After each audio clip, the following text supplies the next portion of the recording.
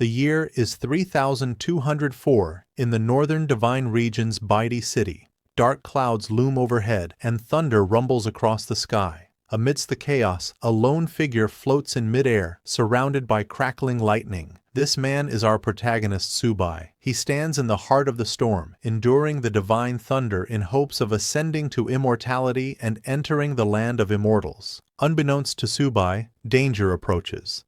A female cultivator, standing upon a lotus flower, prepares a powerful divine thunder technique. With her sword raised, she launches a strike aimed directly at Subai. At the last moment, Subai manages to dodge. Barely.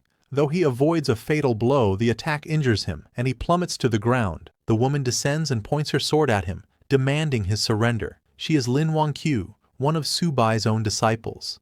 Subai, shocked and furious, can't believe that his loyal disciple would betray him. Outraged, he prepares a lethal counterattack, but before he can strike, another disciple, Bai Yuyu, launches a sneak attack from behind, piercing a hole through Subai's chest. Bai Yuyu then turns to Lin Wangqiu and insists that, despite their master's many sins, they should at least let him die with some dignity. Subai, gravely wounded, can only laugh at the betrayal. He had never treated his disciples unfairly. How could they do this to him? Enraged, he vows that he will not die alone. If he goes down, he will take them with him. Just as he is about to unleash another technique, a third disciple named Shuer activates the falling treasure copper coin, slamming Subai into the ground. He lies there, immobilized, stunned that even Shuer would side against him. Two other disciples, the eldest and the fifth, are missing, and Subai wonders about their absence. Shuer commands her master not to resist, blaming him for countless crimes that cannot be forgiven, and warning him not to blame anyone else for his fate. Hearing this, Subai only laughs and asks if they truly believe the false charges against him. But now that they have drawn their blades against him, he cannot forgive them. In desperation, Subai uses the Divine Soul's true body, law of heaven and earth technique, a self-destruction meant to drag his enemies into death with him. Realizing his intention too late, Lin Wangqiu and the others rush to stop him. She frantically asks Bai Yuyu if their senior brother, Hisayo, has a backup plan because the situation has spiraled beyond control. Regardless of their efforts, they fail to prevent the inevitable. Subai detonates his own soul's true body, obliterating himself, his disciples, and half of the continent in the cataclysmic blast.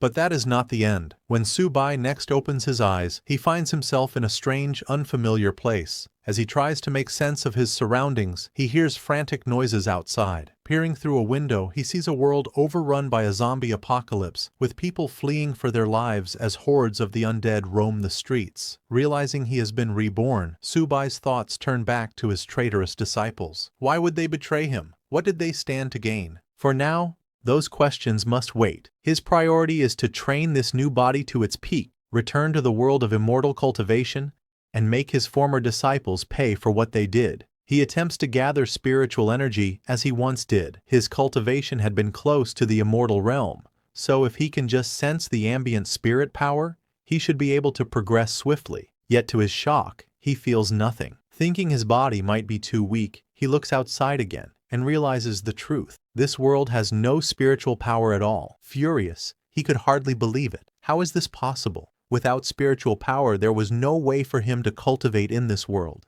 In fact, merely surviving here would already be extremely difficult. Just then, a man and a woman burst into the house, having barely escaped from the zombies outside. They looked terrified, as though they had nearly died. The yellow-haired boy immediately grabbed the woman. Another person, possibly named Vertical, tried to stop him, warning that her boyfriend might still be in the house, and that it would be bad if they were seen. The yellow-haired boy scoffed, telling her not to worry. Even if her boyfriend saw them, there was nothing he could do. As he removed his clothes, the woman suddenly noticed a bite mark on his arm and asked how he got wounded. The boy shrugged it off, saying he might have been bitten by those crazed people on the street and insisting it was nothing serious. They continued their business until, abruptly, the woman realized the boy had gone still. She asked him what was wrong, urging him to continue, but to her horror, he had turned into a zombie and attacked her. She struggled, barely managing to push him away. Meanwhile, Subai heard the commotion and wondered if someone else was in the house. Searching through the memories of his new body, he recalled that the woman was supposed to be his girlfriend, and the yellow-haired boy was her lover. Subai smiled bitterly, realizing that the original owner of this body had also been betrayed by those closest to him. Opening the door, Subai saw the now zombified boy lunging at the screaming woman. She noticed Subai and begged for help. He stared at her coldly, said nothing, and watched as the zombie tore into her flesh. Then, without a word, he closed the door behind him, thinking, "Serves her right." In a world with no spiritual power, Subai knew he had to find a way to survive. Otherwise, he might die here before ever returning to his original world. Sitting on the floor, he tried to retrieve something, anything, from his sea of consciousness that could save his life. Yet with his current cultivation level, advanced magic items like the 9 Changes Spirit Pellet were beyond reach. All he could do was rely on luck and hope for the best. Finally, he pulled out a low-level magic weapon, the 10,000 Souls Banner. Subai was disappointed. How could he have ended up with such a low-level magic weapon? He had hoped to retrieve something that could truly save his life in this chaotic world. Just as his frustration peaked, a blue window suddenly appeared before him. System prompt. It has been detected that the host has obtained the magic weapon, 10,000 Souls Banner. The host is now bound to the 10,000 Souls Banner system. Current system level. Capacity: 10 souls. Upgrade requirement to level 2. Hunt down an elementary mutant. Curious, Subai wondered what sort of system this could be, especially attached to a mere low-level weapon like the 10,000 Souls Banner. As far as he remembered, the banner's only function had been to collect souls. The system then explained that by using the 10,000 Souls Banner, he could harvest the souls of the dead, convert their soul power into spiritual power, and feed it back to himself. The higher the banner's level, the stronger the souls it could collect, and thus the more spiritual power Subai would gain in return. However, there was a catch. Any person who had been dead for more than 5 minutes would have a soul that completely vanished, rendering it uncollectible. Subai smiled. So it really is possible to transform soul power into spiritual power. Even if this world lacked natural spiritual energy, he realized that, with zombies everywhere, there was no shortage of materials to harvest for cultivation. Suddenly, he remembered the girlfriend who had betrayed him and the yellow-haired boy, both now zombies, banging on the door. Subai opened it, and the 2 zombies lunged at him. He swiftly killed them with the 10,000 Souls Banner, but to his surprise, they continued moving even after he attacked. At that moment, he activated the banner's true power, collecting their souls and converting them into spiritual energy. Subai was amazed to feel a breakthrough in his cultivation almost immediately. After absorbing their souls, he now had 2 controllable souls at his command, and his spiritual power had grown noticeably stronger. He couldn't help but smile. Despite its humble appearance, the 10,000 Souls Banner had proven to be far more powerful than he ever imagined. Sometime later outside, people were running in all directions, desperately searching for any safe place to hide. In the midst of this chaos, Subai was also looking for supplies. His body was still too weak. "I can't do much cultivation in this condition," he thought. "First, I need to find some supplies, then consider upgrading the 10,000 Souls Banner." Suddenly, a group of zombies perched atop a nearby building heard the commotion below and leaped down into the fleeing crowd. Among them was a plump, blonde-haired woman who panicked upon seeing the zombies heading toward her. In a desperate attempt to save herself, she grabbed another woman from the crowd and threw her at the zombies, using the poor victim as a human shield. Subai happened to witness this horrifying act and was shocked to recognize that the woman who'd been thrown to the zombies looked exactly like Lin Wanqiu, one of his disciples who had once betrayed him. Furious and confused about her presence here, he quickly summoned the 10,000 Souls Banner and killed the zombies attacking her. Lin Wanqiu gasped with relief, grateful to be rescued. "How did you end up here?" Subai demanded, glaring at her. "Not long ago you used the Divine Thunder technique on me, forcing me into a wretched state. Now you can't even protect yourself from a handful of low-level monsters?" He could scarcely believe that his former disciple, who had once caused him so much trouble, was now so weak. Yet Lin Wanqiu only stared at him in bewilderment. She had no idea who he was, or what he was talking about, and she couldn't understand how he already knew her name, when to her knowledge, they had never met. Standing up, she thanked Subai for saving her life, and asked if they had met before. Incensed, Subai pointed his spear at her. "Don't pretend to be crazy, you won't get away by feigning ignorance." Startled, Lin Wanqiu tried to calm him. "Sir, this isn't the time for wild accusations. There are more monsters nearby. We should leave and find somewhere safe." Hearing her words, Subai hesitated. Did I get the wrong person? He wondered. Or is she simply not the Lin Wangqiu I once knew? Subai still found it difficult to believe that the woman before him wasn't the traitorous disciple he remembered. She looked identical to Lin Wangqiu, and he was sure he would never mistake her face, unless coming to this world caused her to lose her memories. As he moved closer, hoping to investigate, Subai's stomach growled. Lin Wangqiu smiled at the sound and mentioned there was a large shopping mall not far away. She planned to gather supplies there and possibly take refuge. She invited Subai to join her, and although he hesitated briefly, he eventually agreed, if only to see for himself whether or not she was truly the same Lin Wangqiu. Gripping his hand, Lin Wangqiu urged him to hurry so they could stock up on supplies and wait for rescue. Subai followed her, still torn between suspicion and curiosity. Even if she really has lost her memories, he thought, her betrayal remains. Sooner or later, she'll pay for it.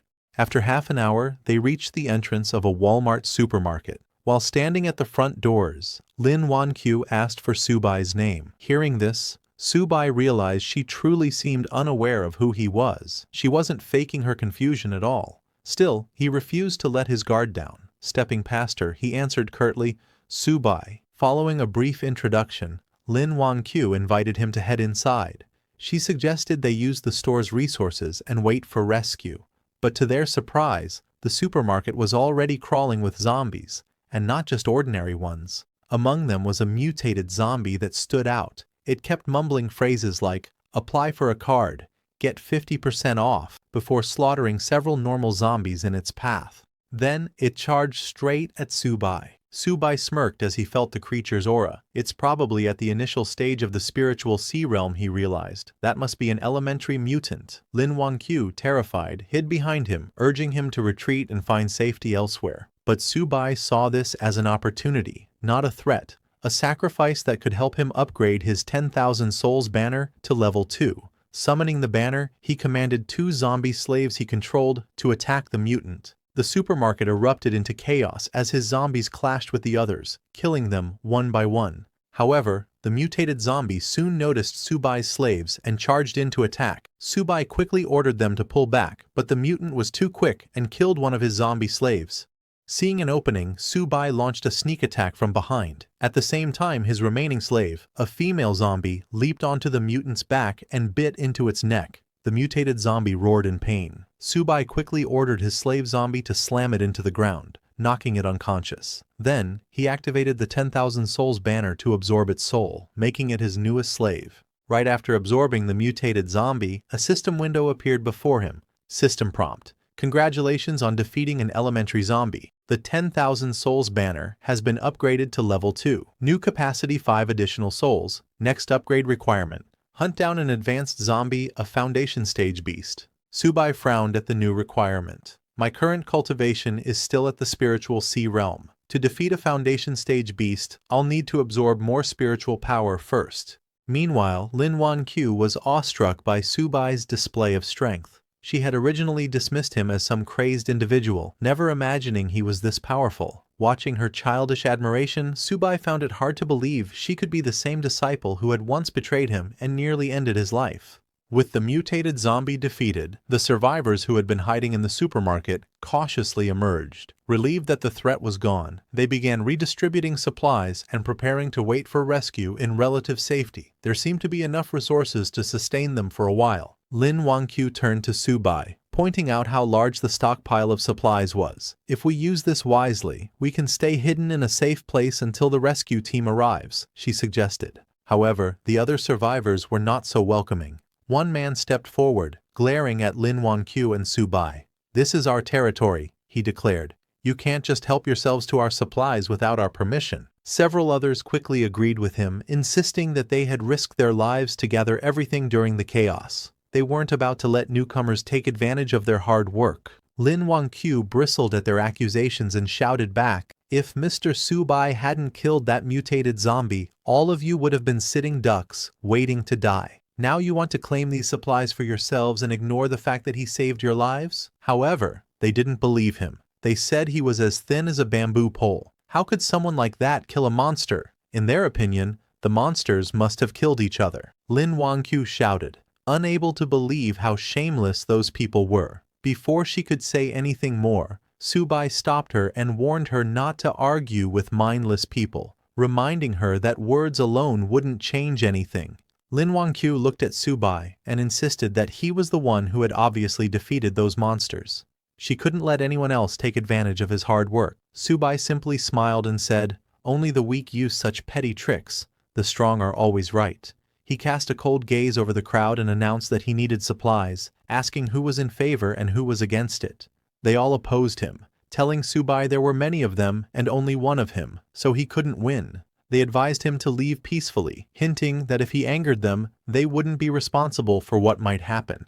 Subai only smiled and said that if he couldn't get supplies peacefully, he would have no choice but to kill them. Once they were dead, all the supplies would be his. He summoned his mutated zombies and ordered them to attack. Terrified, the crowd begged Subai to spare them, promising he could take all the supplies he wanted as long as they could keep their lives. But he didn't care. He killed those who had threatened him. The rest fled in terror, trying to save themselves. Standing confidently, Subai asked if anyone else wanted to stop him. No one dared say a word. They stood silently, too afraid to even lift their heads. Then Subai turned to Lin Wangqiu and told her to take whatever she wanted. No one would dare oppose them now. She nodded and began collecting supplies. After stuffing her bag, she asked if Subai needed anything. He smiled and said that in return for saving her, all he wanted was help carrying some supplies. Secretly, he was testing her to see if she really had amnesia or was only pretending. Lin Wangqiu agreed, packing his share of the supplies. Subai was confused. He didn't know if she really was his disciple Lin Wangqiu or if he himself had lost his memory. After a few minutes, she finished packing and asked whether they should stay and wait for rescue or head elsewhere. Subai turned to leave, saying he planned to look for stronger zombies to hunt. All she needed to do was follow him with the supplies. Lin Wangqiu nodded and followed him. Once they were gone, everyone else breathed a sigh of relief. Even so, they couldn't believe Subai had dared to kill people so casually. They agreed to report him to the authorities if rescue ever came, insisting that someone like him should be brought to justice.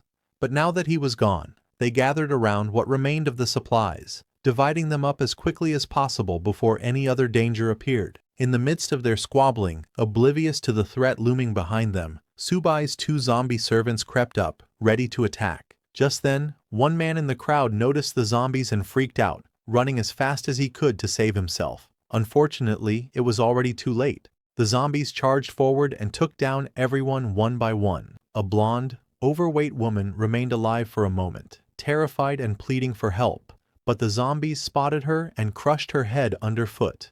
Once the massacre ended, Subai gathered their souls and converted them into spiritual power. He knew leaving survivors would only cause him trouble in the future. Now that he could control 3 undead, Subai felt a bit safer. Still, he was well aware that if he ever had to face more than 10 zombies at once, he'd have no choice but to retreat. Until his level rose, he would keep a low profile. Meanwhile, Lin Wangqiu, who had been following him, was exhausted. She asked if they could rest somewhere, but Subai told her he had no time to waste. If she slowed him down, he would leave her behind. Embarrassed, Lin Wangqiu insisted that she believed Mr. Subai would never abandon her. He smiled and asked why she was so sure, reminding her that they were strangers and he could do as he pleased. Lin Wangqiu confidently replied that she knew the location of the powerful zombie he was looking for. Intrigued, Subai asked how she knew. Lin Wangqiu explained that, back at her university, she fled the campus after spotting a strange creature near the lake. It gave off an unusual scent, and she was certain it was dangerous. Nervously, she admitted she wasn't sure it was the advanced zombie Subai sought, but it certainly seemed formidable. Hearing this, Subai reasoned that if it was anything like the mutant beast in the supermarket, it was worth investigating. He told Lin Wangqiu to lead the way. Pleased that he believed her, Lin Wangqiu happily guided him toward the campus. Sometime later, the two of them finally reached their destination, but the campus was overrun with zombies. Lin Wangqiu stopped, scanning the surroundings anxiously. Seeing her hesitate, Subai asked why she had stopped yet again. Lin Wangqiu whispered for him to lower his voice. So many people at the school had turned into those creatures, and if they accidentally drew attention, they'd be in huge trouble. Subai told her not to worry, declaring he would handle the situation. He summoned his zombie servants and ordered them to clear a path. Lin Wangqiu, concerned, warned him they should do this quietly instead of being so reckless. But Subai ignored her protests, wondering what had happened to the world to turn so many humans into these half-human, half-ghost monsters. Suddenly, they heard noises behind them. Lin Wangqiu recognized the voices. It sounded like her classmates. They had ventured outside for supplies, but were now trapped among the campus zombies. One of her classmates, terrified, hurled his weapon at a charging zombie, but missed. The zombie kept coming, yet another student arrived just in time and killed it. The student who saved him then grabbed the frightened boy, urging him to run back and regroup because these monsters were way beyond their league. Lin Wangqiu realized these two were Gu Ming and Li Mingxuan, her classmates, though she couldn't fathom why they would be here of all places. Subai noticed her reaction and asked if she knew them. When Lin Wangqiu admitted they were her schoolmates, he turned to her and said, "So, do you want me to save them or not?" Lin Wangqiu held Subai's hand and said, "Let's go. While they're distracting the monsters, we can escape quickly. If the monsters spot us, we won't be able to leave." Subai then asked her, "Don't you want to save them? They're your classmates, aren't they?" Lin Wangqiu replied, "If I could help them, I would. But right now, I can't risk your life." Upon hearing this, Subai realized that if she had been the treacherous disciple from his past, she would never have said such a thing. She truly seemed to be just an ordinary girl. However, before they could leave, the very thing Lin Wangqiu feared happened. Her classmates noticed her and called out for help. Lin Wangqiu became furious. She couldn't believe that Li Mingxuan, one of her classmates, was desperately shouting amid so many zombies, potentially dragging them all down with him. All the noise quickly drew the zombies' attention. Panicking, Lin Wangqiu burst into tears and apologized to Subai for getting him involved. In response, Subai summoned his enslaved zombies to fight. Boasting that he had once slain the 9th demon lord of the underworld, he declared that these lowly undead were not worthy opponents. Although his summoned zombies managed to kill many of them, there were simply too many. Subai lost 2 of his contracted zombies, and his mutated zombie was also in trouble. He realized that dealing with 10 zombies at once was already his limit given his current strength. If they wanted to turn the tide and survive, he needed to lure some of the zombies away. He asked Lin Wangqiu if there was anything nearby that could produce a loud sound. Lin Wangqiu remembered her smartphone and handed it to Subai,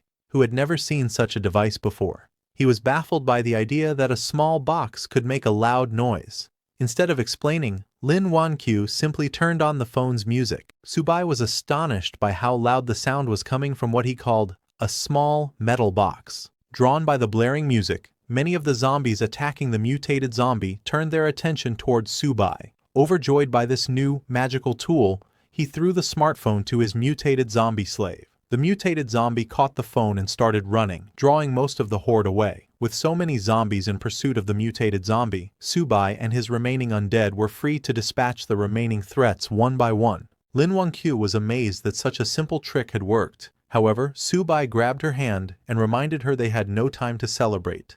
They needed to leave before more zombies arrived. Moments later, both of them managed to escape safely to the classroom building. Once they were out of danger, Lin Wangqiu thanked Subai again for saving her life. She admitted that without him, she would never have made it this far. Subai replied that it was no big deal. She had helped him locate an advanced zombie, and in return, he had saved her. Both of them benefited. Not long after, Lin Wangqiu's classmates also managed to escape safely, thanks to Subai's zombies having distracted and slain most of the undead. However, they quickly noticed that Lin Wangqiu was carrying a large bag of supplies.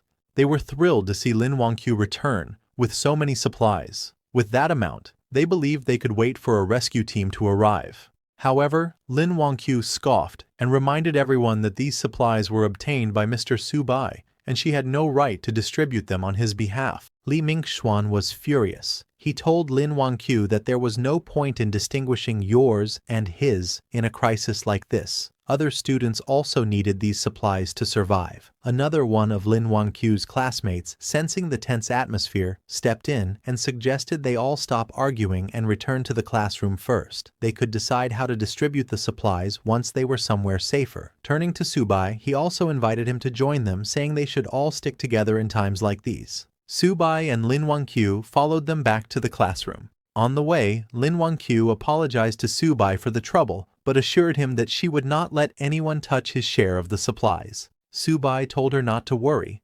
His only goal was to find the advanced zombie.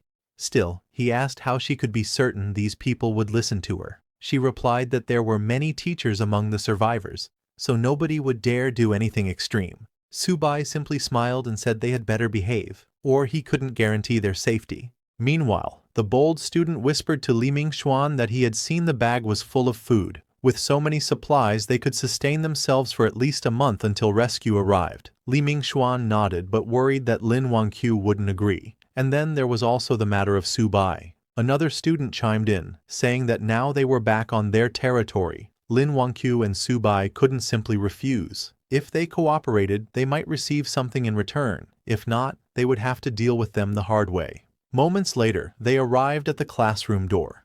Li Mingxuan called out to the teacher to open up, announcing they had brought supplies. The teacher, relieved to see them safe, invited everyone inside and asked for the supplies to be handed out. As Subai entered, he noticed that many survivors were present. They had managed to avoid the zombies so far, perhaps because the undead hadn't swarmed this area yet. The same bold student pressed Lin Wangqiu to distribute the supplies right away, complaining that they hadn't eaten anything for 3 days.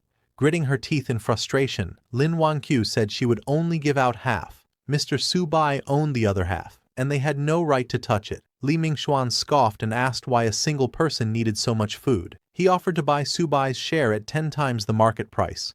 Looking at Subai, he asked if he minded selling. Subai smiled and agreed. In that moment, Li Mingxuan tried to claim all of Lin Wangqiu's supplies, forgetting that Subai was no pushover. Subai promptly summoned his mutated zombie slave, ready to attack Li Mingxuan. Seeing the monster appear inside the classroom, everyone panicked and scrambled for safety. Only then did they realize the zombie seemed to be under Subai's control. Subai grabbed Li Mingxuan by the collar and snarled that, because of Li Mingxuan's earlier actions, he had lost 2 undead minions. Yet Li Mingxuan still dared to demand Subai's supplies. Li Mingxuan apologized profusely and begged for his life. Subai asked, "Should I kill you? Or should I take your soul to make up for my losses?" Terrified, Li Mingxuan pleaded with his classmates Zheng Hao and Gu Ming to intercede, since they were the ones who had come up with the plan in the first place. Zheng Hao and Gu Ming quickly denied any involvement, insisting it was all Li Mingxuan's idea and that he alone should bear the blame. Li Mingxuan was shocked at the betrayal, cursing them for abandoning him. He turned to Lin Wangqiu, begging her to ask Subai to spare him. He promised he would never try to steal supplies again. Subai was curious how Lin Wangqiu would react. Surprisingly, she apologized on Li Mingxuan's behalf and asked Subai to forgive him just this once for everyone's sake. She said they could take her share of the supplies, but no one was to touch Subai's. Watching her selfless behavior, Subai realized that she truly might not be the treacherous disciple he once knew, despite her resemblance. Deciding he no longer needed to keep her close, he told Lin Wangqiu that, now that she had found her companions, it was time for him to leave and continue searching for the advanced zombie. But Lin Wangqiu stopped him, claiming that she knew where the creature he was seeking might be. When Subai asked if she had actually seen it, she said no, but she could sense a terrifying presence somewhere in the school. This startled Subai. Her ability to sense spiritual power suggested an innate spiritual physique. He was astonished because, to his knowledge, no one else in the world had such a physique except his lost disciple. Could she truly be that woman, suffering from memory loss? Or was there some other explanation? In the original Cultivation realm, before Subai was betrayed by his disciples, Lin Wangqiu approached him, requesting to become his disciple. In response, Subai told her that he would only accept her if she found something for him first. Lin Wangqiu successfully found what Subai had asked for and returned, requesting again to be accepted as his disciple. When Subai asked how she managed to locate it, Lin Wangqiu respectfully bowed before him and replied, "I was born with the ability to track and trace. If you accept me as your disciple, I will be the sword in your hand. I will never let you down." Seeing her determination, Subai accepted her as his second disciple. With her innate spiritual physique, her future achievements would not fall short of his own. However, Lin Wangqiu humbly told him, "My life was saved by you. I would never dream of surpassing you. I only wish to serve by your side and ease your burdens." Subai walked up to her and said, "Stop calling me senior. Now that you're my disciple, you should call me master." That was the moment Subai learned that Lin Wangqiu possessed the innate spiritual physique. Although he wasn't sure how she had lost her past memories, for him, it didn't matter. He was still planning to kill her. He extended his hand to capture her soul and make her his servant, dooming her to eternal soul refinement. But suddenly, Lin Wangqiu grabbed Subai's hand and urgently warned, "That thing I've been sensing, it's really coming this way. We must leave now, before it's too late." Hearing this, Subai fell silent. Then, in the next moment, he burst into laughter like a madman, shocking everyone in the room. He thought to himself, "I nearly killed her just now, but this is an innate spiritual physique, a one-of-a-kind rare body. Killing her outright would be such a waste. Rather than that, I'll treat her as a chess piece. Once she outlives her usefulness, I won't shortchange her. She'll have her own place inside the soul banner." Meanwhile, the mutated monster Lin Wangqiu had warned about approached the building. It had sensed Subai's spiritual energy and followed it here, to where Subai and the others were gathered. This mutated creature was intelligent, and it had recently been lucky enough to absorb a trace of spiritual energy to recharge its core. If not for that, it too would have eventually turned into one of those half-human, half-ghost abominations. When it detected the presence of spiritual energy in this barren world, it was thrilled. Finally, a chance to break through to the next realm. Standing in front of the university building, the mutated beast looked up, then leaped straight through the upper floor, crashing into the room where Subai and the others were. Seeing the creature, Subai thought, "Is this the powerful entity Lin Wangqiu mentioned, a mutated snake demon?" But as he observed it more closely, something felt off. This mutated beast's aura, it felt familiar. The students in the room panicked, screaming and trying to escape. But to their horror, the door was locked. They couldn't get out. Lin Wangqiu pointed at the beast and exclaimed, "This is the same creature I saw by the man-made lake. It has the same aura I've been sensing all this time." Subai was surprised. This mutated snake demon, it actually possesses spiritual energy? This isn't some ordinary mutant. This is a demon beast from the cultivation realm. But then he wondered, why would such a creature appear in a place like this? The mutated snake demon sneered and spoke. "Even though this world lacks spiritual energy and is crawling with ghostly pests, it's far more fun than that wretched cultivation realm. I can feast on humans freely here, without interference from those damned cultivators." It grabbed one of the students to devour. The terrified student cried for help. The teacher, Bai Ling, turned to Lin Wangqiu and begged her to ask Subai to save the students. "If he can protect them, I'll do anything he asks." Subai glanced at her coldly and said, "Whether I can or not is beside the point. What do their lives have to do with me?" Still desperate, the teacher pleaded, "I'll pay you a lot of money. Just save them." But Subai rejected her offer. "I'm not interested in money. Don't worry.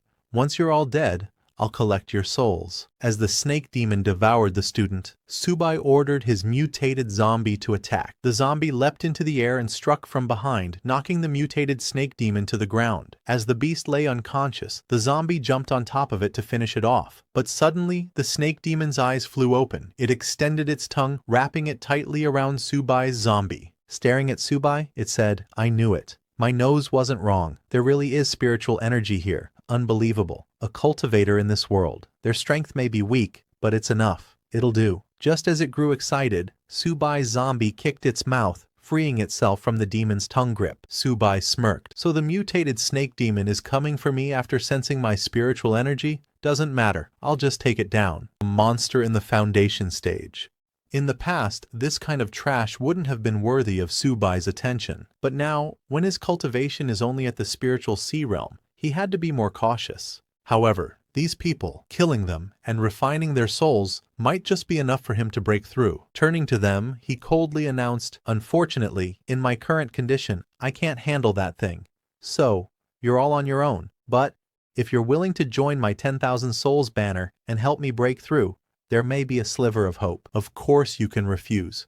But if you do, I'll leave, and no one can stop me. What happens after that won't be my responsibility." Everyone sat frozen in silence, terrified. No one dared to speak. Seeing that no one was willing to sacrifice themselves, Subai turned to leave. Lin Wangqiu tried to stop him, but before she could, her teacher Li stepped forward and said, "I'll do it. I'll sacrifice myself. In exchange, please take my students to safety." At that moment, Subai noticed a glowing purple crystal hanging around Teacher Li's neck. His eyes narrowed. "A spiritual stone?" He grabbed the crystal and asked coldly, "Where did you get this?" Teacher Li hesitated for a second before replying, "My father found it by chance, many years ago." Seeing Subai's obvious interest, Teacher Li handed him the stone and begged, "Please, just protect my students." Inspecting it closely, Subai confirmed, "This is indeed a product of the Immortal realm. The quality isn't low either. The spiritual power inside, it's on par with a top-grade spiritual stone. But what puzzled him was, how did something like this end up in this world? Could it be that his and Lin Wangqiu's rebirth here wasn't a coincidence? If that's true, then maybe his other disciples are here too. Just then, the system detected the spiritual stone and prompted, "Would you like to use this item to enhance the 10,000 Souls banner? Doing so will increase your control level over undead by 1 tier." Subai was stunned. "I didn't expect this. Spiritual stones can directly upgrade the banner?" He made a mental note. "I need to collect more of these in the future." He accepted the item and agreed to Teacher Li's request. "Wait here. Don't run." Meanwhile, the mutated snake demon, enraged after being attacked by Subai's mutated zombie, roared, "How dare you steal from me!" It charged straight at Subai, intending to kill and refine him to boost its own cultivation. But Subai had already begun absorbing the spiritual stone's energy. He commanded his zombie, "Block him. Don't let him get close." The zombie charged in, but the mutated snake demon dodged easily. Grabbing the zombie, it slammed him into a nearby wall. Then it noticed something. Subai's aura. It was rapidly growing stronger. He was breaking through. The snake demon growled in panic. "If I don't stop him now, it'll be a problem later. But before that, I need to squash this bug." It punched Subai's zombie, sending him flying out of the building. Now, rid of the distraction, the demon laughed and charged towards Subai. But just as it approached, its entire body froze. A primal fear surged up, warning it. Subai smiled, his body glowing with spiritual light. "My 10,000 Souls banner needs a foundation beast for sacrifice," he said calmly. "And that's you." The mutated snake demon was stunned. "Is happening?" Suddenly, Subai's mutated zombie, now evolved from ordinary class to evolutionary class, returned. Towering over the snake demon, it grabbed the creature by the neck. Subai gave the command, "Kill him." The zombie stabbed its sharp claws into the demon's chest, piercing clean through. Then it lifted the demon into the air and hurled it across the building. But just before falling, the mutated demon clung to the edge and caught itself. Breathing heavily, it realized, "I underestimated him. I didn't expect Subai to break through mid-battle." Still, it wasn't ready to give up. "It's not enough to defeat me," it roared. With wild rage, it let out a piercing cry, summoning the nearby zombies to swarm in and help it kill these humans. Just then, Li Mingxuan transformed into a half-human, half-snake demon and killed both of his friends. The other students were shocked to see Li Mingxuan slaughter his fellow classmates. One of the students cried out, "Why would you do this?" Li Mingxuan smirked and replied with a chilling grin, "I've tolerated all of you long enough. Doesn't it feel good to be betrayed?" He turned toward the remaining students and charged at them, intent on killing everyone. The students screamed and scattered, desperately trying to escape. Some even begged, "Li Mingxuan, please, let us go. Spare our lives." But he didn't listen. He was enjoying the feeling of ruling over mere ants. Seeing this horrifying massacre, Teacher Li collapsed to the ground, her voice trembling. Why did it end up like this?" Terrified, Lin Wangqiu turned to Subai and asked, "What happened to Li Mingxuan?" Subai simply smiled. He didn't expect to see a human willingly become a beast's servant, but this development suited him perfectly. The more that die, the better.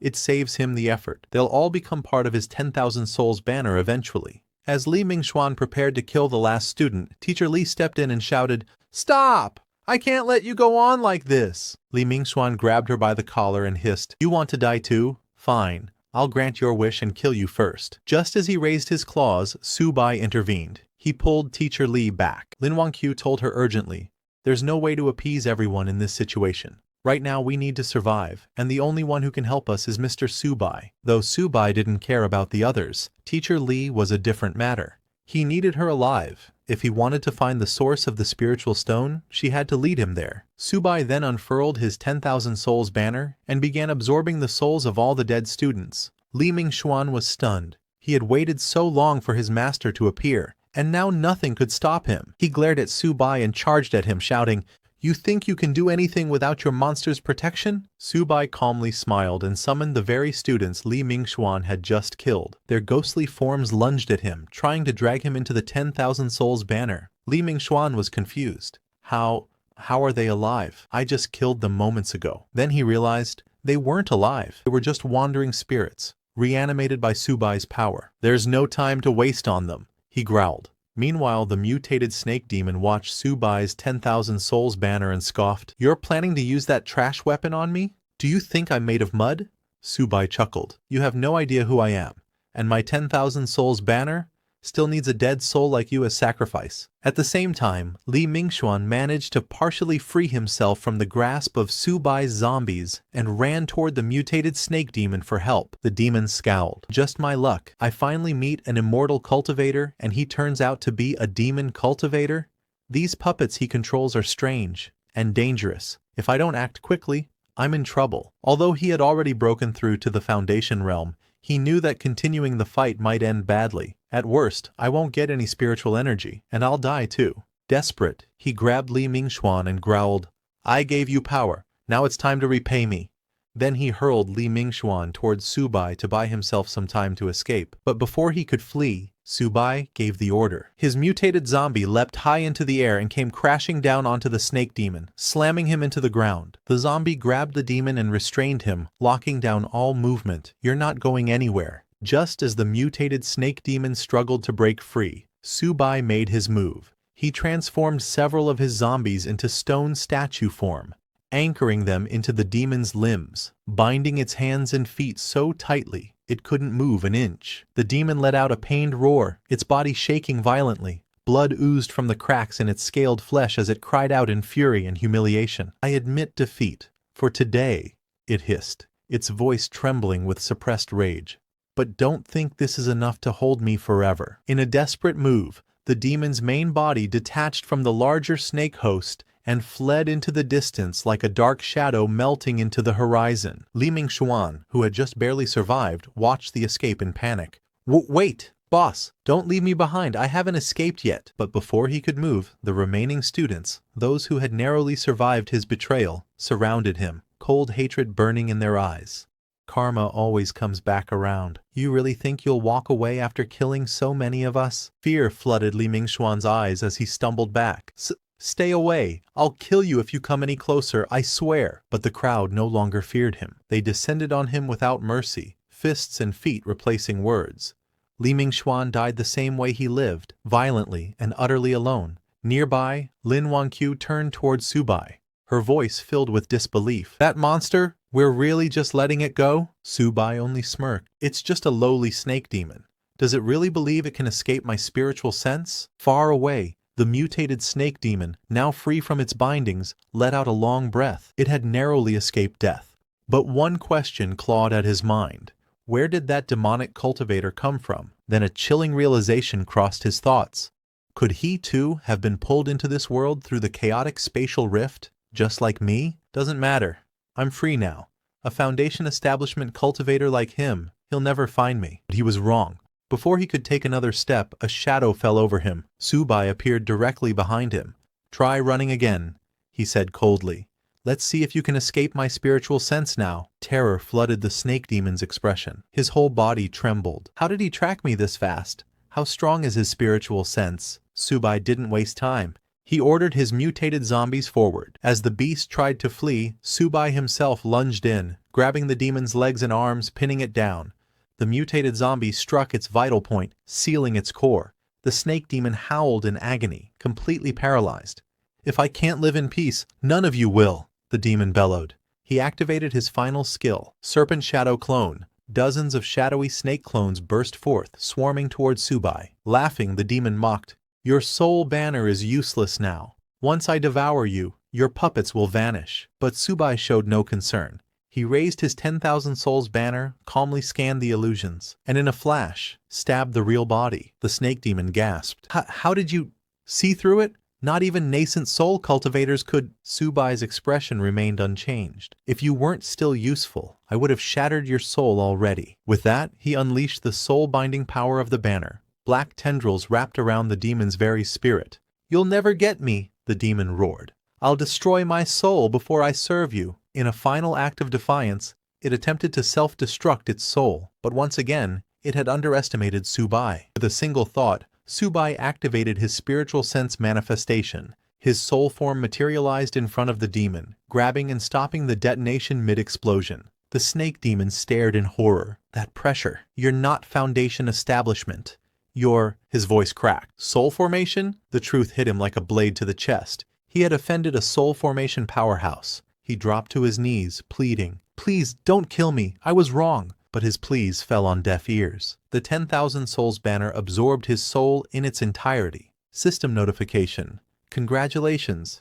You have slain an evolved level creature. Soul banner has leveled up to level 3. Max controllable souls, 10. New feature unlocked. Enhancement mode. You can now feed spiritual energy-infused objects to your undead souls to boost their strength. Subai stood silently, staring at the faint glow of the soul banner. He was amazed. He hadn't expected that spirit stones could be directly fed to the undead. If that was true, then as long as he had enough stones, he could rapidly forge a powerful undead army. In that case, he thought, gathering spirit stones must become a top priority. Once he gained enough strength to protect himself in this chaotic world, it would be time to visit his loyal little disciples. Meanwhile, back at the university, Teacher Lee turned to Lin Wanqiu, her voice laced with concern. Subai went after that monster. Isn't he in danger? But Lin Wanqiu replied calmly, Mr. Subai will be totally fine. A monster like that is no match for him. Teacher Lee let out a quiet sigh of relief, but curiosity soon crept into her eyes. You seem to trust him a lot.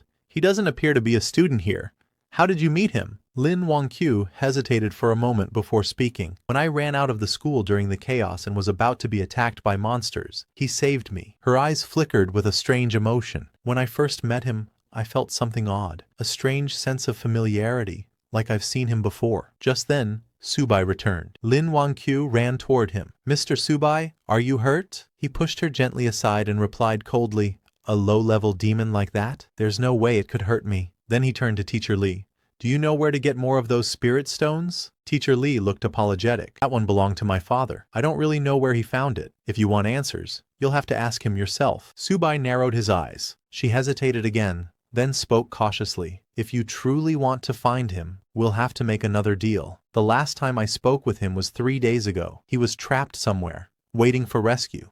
If you want that information, we'll have to find him first. Subai's face darkened. This woman, is she trying to use me to save her father? Still, if the old man had knowledge about spirit stones, it would be worth the time. Fine, he said. I'll go with you. But listen carefully. If I find out you're lying to me, not only will you die, but everyone else will too, including your father. Teacher Lee trembled under his gaze but nodded quickly. Understood. Don't worry. I'm sure my father won't disappoint you. She then turned to her surviving students. Get up. We're leaving with Mr. Subai. There was a wave of relief among them. Finally, they were leaving this nightmare. But not all were so lucky. Many students had died during the chaos. As Subai looked at their bodies, he raised his 10,000 souls banner and summoned their souls. One by one, gasps echoed through the group. The students stared in horror. Even Teacher Lee's voice trembled as she asked, Why? Why are you taking their souls? Subai turned to her, his expression unreadable. They were going to be wasted otherwise. Now they reside in the soul banner. My personal puppets. He glanced toward the school gates. Enough talk. I don't have time to waste here. Despite the grim nature of it all, Teacher Lee bowed slightly. Mr. Subai, thank you. If it weren't for you, we'd still be trapped in that classroom. We would have starved, or been torn apart by monsters. Subai scoffed. I didn't do this for free. Everyone got what they needed. Now that he had broken through to the Foundation establishment stage, Subai could feel his divine consciousness gradually recovering. He should now be able to retrieve higher-tier artifacts sealed within his soul domain. Without hesitation, he focused, reaching inward.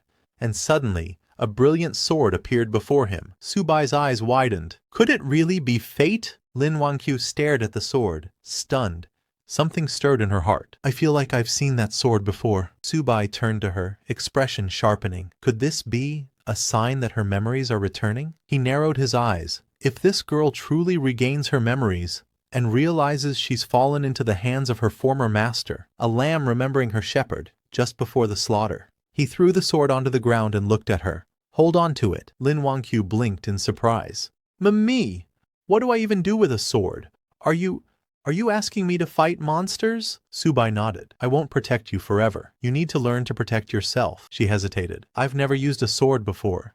You'll have to teach me later. As she nervously picked it up, her fingers brushed the blade, and flashes of memory surged through her mind. Moments long buried, of a distant mountain sect, her master Subai, and the day she was tested to become his disciple. The pain of betrayal and the haunting image of a mysterious senior brother whispering lies to her and her senior sister.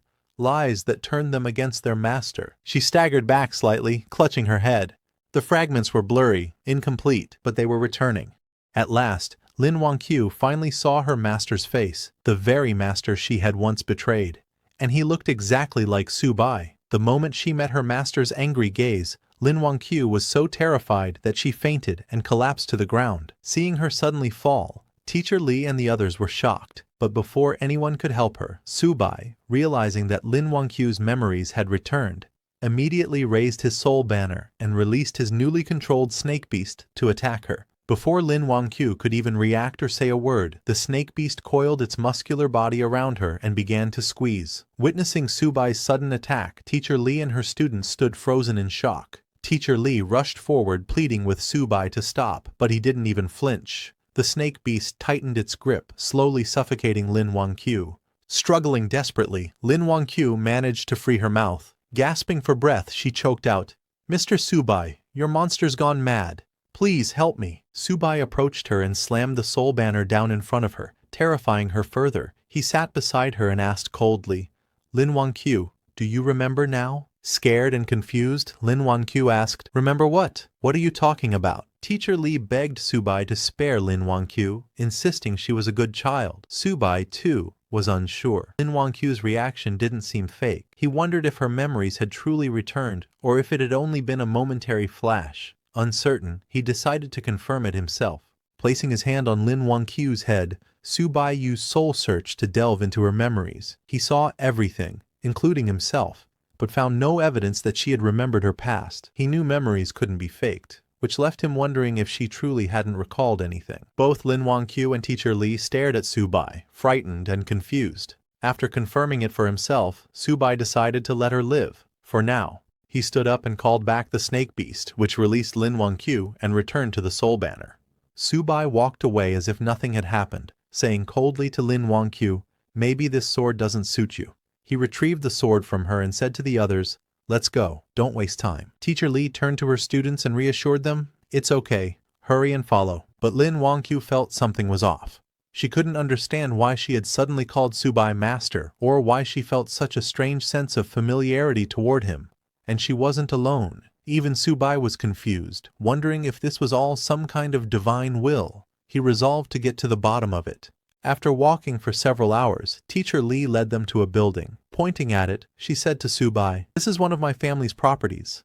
My father last contacted me from here, but it looks like he wasn't able to evacuate because of those monsters." Looking at the building, Subai replied, "If that's the case, let's go check it out." However, one of Teacher Li's students spoke up, suggesting they not enter and instead wait outside for Subai and the others to return. The other students agreed, saying they probably wouldn't be able to help Subai anyway and might just get in the way, so it was better to wait. Subai said, "No problem," then added, "Since I've already taken you out of the school, I've fulfilled my part of the deal. What you do now has nothing to do with me." With that, he left. Teacher Li looked at her three students who stood nervously. She told them, "Stay here and don't wander off. When we return, we'll take you to the official shelter. It's safe there." The students reassured her, saying they would definitely stay put. After Teacher Li left with Subai and Lin Wangqiu, the students sighed in relief. "Finally, we're free," one of them muttered. A girl added, "I didn't even dare breathe properly. I was afraid Subai would kill us if we annoyed him." The others nodded in agreement, saying he was scarier than the monsters. A third student told them both to quiet down.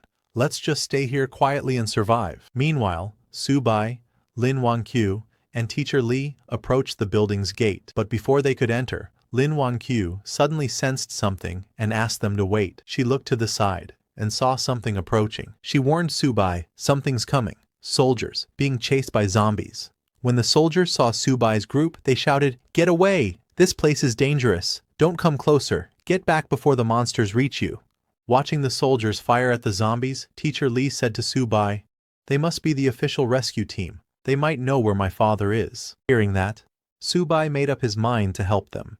He raised his soul banner, summoned his zombies, and ordered them to clear the path. But when the soldiers saw Subai's zombies, they misunderstood, thinking that more monsters were approaching from behind to attack. They asked their captain what to do. The captain told his soldiers not to panic and ordered everyone to disperse and avoid getting caught by the monster wave. All the soldiers quickly hid in the cracks between nearby buildings. Once the soldiers were out of the way, Subai's monsters charged forward to confront the zombies. The mutated zombie swung its sharp claws, slicing through hundreds of enemies in a single strike. The snake beast followed close behind, opening its massive jaws to devour the zombies whole. Watching this bizarre scene unfold, the soldiers became confused. One of them asked his captain, "Why are those monsters fighting each other?" Another added, "I've never seen anything like this on a mission." Even the captain was bewildered. "What's going on? What kind of battle is this?" he muttered. Subai's monsters continued cutting down the zombies, clearing a path ahead. The soldiers hiding behind the walls watched in confusion.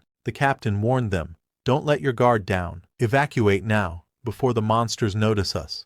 We'll only be safe once the awakened arrive." One soldier replied, "Captain, they say those awakened are amazing, but are they really? In the end, aren't we all just human? What makes them so superior?" The captain turned to him and said firmly, "You say that because you haven't seen their true power. I once witnessed a single S-level awakened fight off thousands of troops alone." "That sounds exaggerated," another soldier said skeptically. "Are they even human at that point?" Suddenly, one soldier spotted Subai and the others walking calmly through the battlefield. "Aren't those the survivors from earlier? Why aren't the monsters attacking them? It almost looks like the monsters are protecting them." Startled by this strange sight, the soldiers quickly raised their weapons towards Subai. "Who are they?" one demanded. "Stand still and identify yourselves, or we'll open fire." But Subai didn't even glance at them, and continued walking forward. The soldiers looked to their captain for orders. "Should we shoot?" After observing Subai controlling the monsters with ease, the captain slowly lowered his gun and said, "Forget it.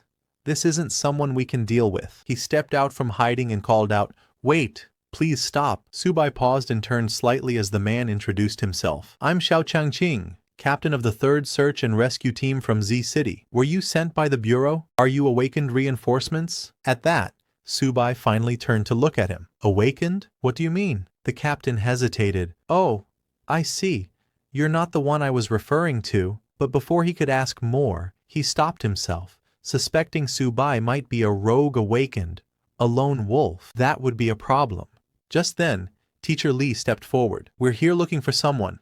My father, Li Zhenghao." Hearing the name, Captain Xiao looked surprised. "Li Zhenghao? He's on our rescue list. We received word that he holds crucial information. The higher-ups ordered us to ensure his safe return." Subai asked, "Do you know where he is?" "Yes," the captain replied, "but he's deep in the heart of the region. Given the current situation, rushing in will be extremely difficult." Just as he finished speaking, the wall beside them suddenly collapsed, and another wave of zombies flooded the area, surrounding them. Gunfire erupted as the soldiers tried to hold back the tide, but it wasn't enough. In a panic, the captain turned to Subai.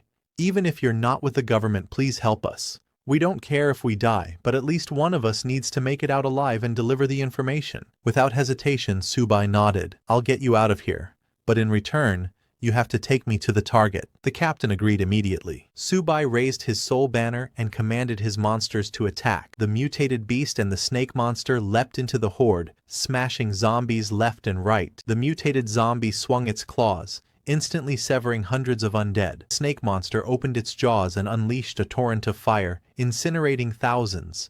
The soldiers stood frozen in awe. "Captain, is this some kind of superpower?" one whispered. "This is insane." "Are all awakened like this?" another asked. "If someone like him existed, what we're holding in our hands is just—" The captain, his face serious, replied, "Not all awakened are this strong. This one is special." The man standing before them was undoubtedly one of the strongest they had ever seen. Even among officially registered awakened, the captain had never encountered someone capable of controlling monsters for their own benefit. Subai's strength had to be at least sea level, if not higher. While Subai's monsters continued battling the horde, Lin Wangqiu suddenly sensed something and warned him to be cautious. Something was approaching. She pointed to the sky and said, "It's coming from above." Just as she spoke, a massive creature leapt down from the top of a building, roaring, "Anyone who enters my territory without permission will die." A towering night monster slammed into the ground in front of them, its presence overwhelming. Seeing the massive night, the soldiers panicked and asked in alarm, "What kind of monster is that? We were never told something of this level existed here." The moment Su-bai laid eyes on the knight, he immediately sensed its aura. It had reached the perfect foundation realm. He hadn't expected a monster of such a level to be hiding here. More importantly, it was unlike any ordinary undead. It radiated intelligence. The night monster pointed its mace at Su-bai and shouted, "My kin, follow me, destroy the invaders." With that command, all nearby zombies turned and charged towards Su-bai and his group. Seeing them rush over, Lin Wangqiu panicked. "Su-bai, what do we do now?" Su-bai's expression turned serious.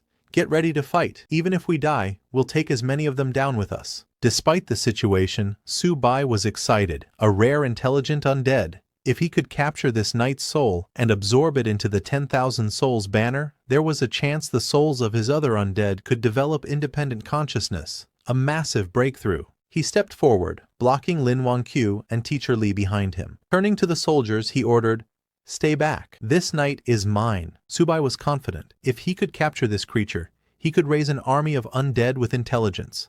An enormous boost to his strength. With no hesitation, Su-bai summoned his monsters and commanded them to attack. His monsters shot toward the knight with incredible speed.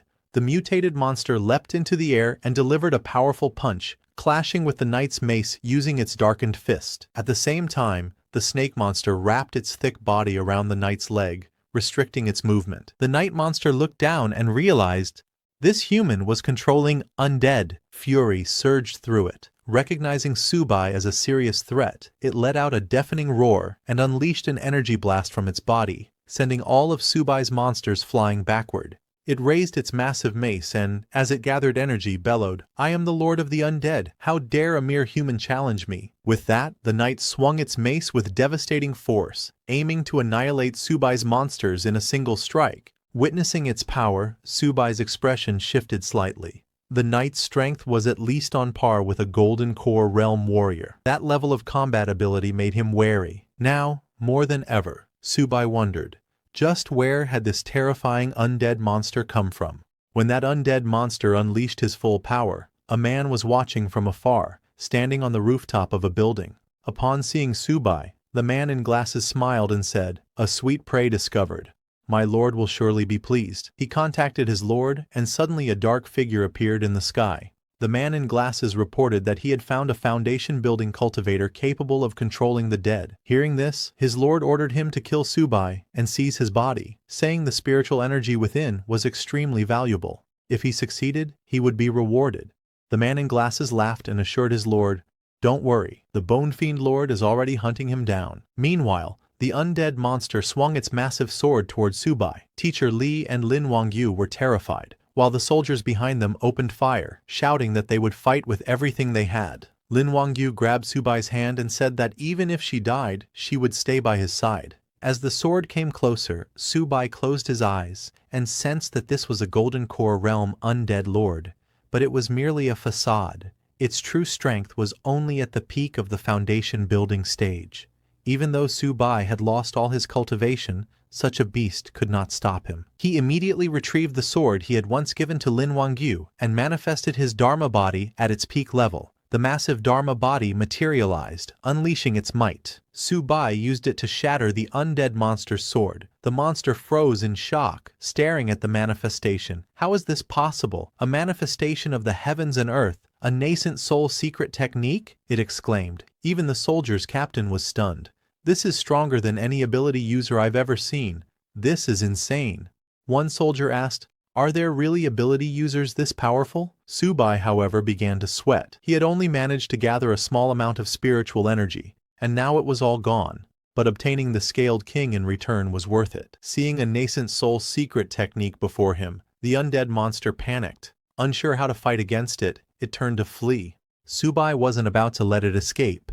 He hurled his sword, unleashing his phoenix fury. The sword transformed into a blazing fire phoenix that streaked toward the undead monster at incredible speed. The monster's eyes widened in terror. He recognized the weapon as a divine artifact, and when the phoenix cried out, he found himself completely immobilized. "Just what kind of monster have I provoked?" he thought in despair. The phoenix struck the monster in the stomach, leaving a massive hole. Gasps of shock echoed around. Lin Wangqiu looked at Su-bai in disbelief. Was that a phoenix? The soldiers were equally stunned, recognizing it as the legendary Golden Phoenix. an ancient divine beast. They could not comprehend the extent of Subai's power. Subai then raised his 10,000 souls banner, activating it to seal the undead monster. Chains shot out toward it. The Bone Fiend Lord roared, "Don't even think about enslaving me. I, the Bone Fiend Lord, will never surrender." But before he could escape, the chains wrapped around him. Realizing he was defeated, the Bone Fiend Lord admitted, "Though it's humiliating, following a nascent soul powerhouse sounds far better than sticking with that brat." The soul banner then devoured him completely, sealing him inside.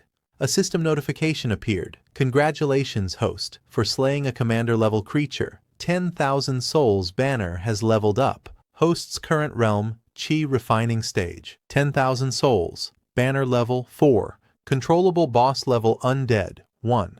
Controllable advanced undead 2/5. Controllable normal undead 10 out of 20. Before Subai could celebrate, a fit of coughing overtook him, forcing the manifestation of the heavens and earth had overexhausted him, and even caused his cultivation realm to drop. Lin Wangyu rushed to his side, worried. Suddenly, a voice came from the soul banner, the Bone Fiend Lord. He addressed Subai as Lord and offered to help him recover. Manifesting in human form, he transferred a portion of his spiritual energy into Subai. A system notification followed. Current realm restored to mid-stage foundation building. Seeing that, Subai smiled, knowing it was a step beyond his previous stage of foundation building. He understood that the soul energy within the 10,000 souls banner was giving him extra boosts. Turning to the Bone Lord, Subai remarked that it was quite thoughtful of him to offer his spiritual power.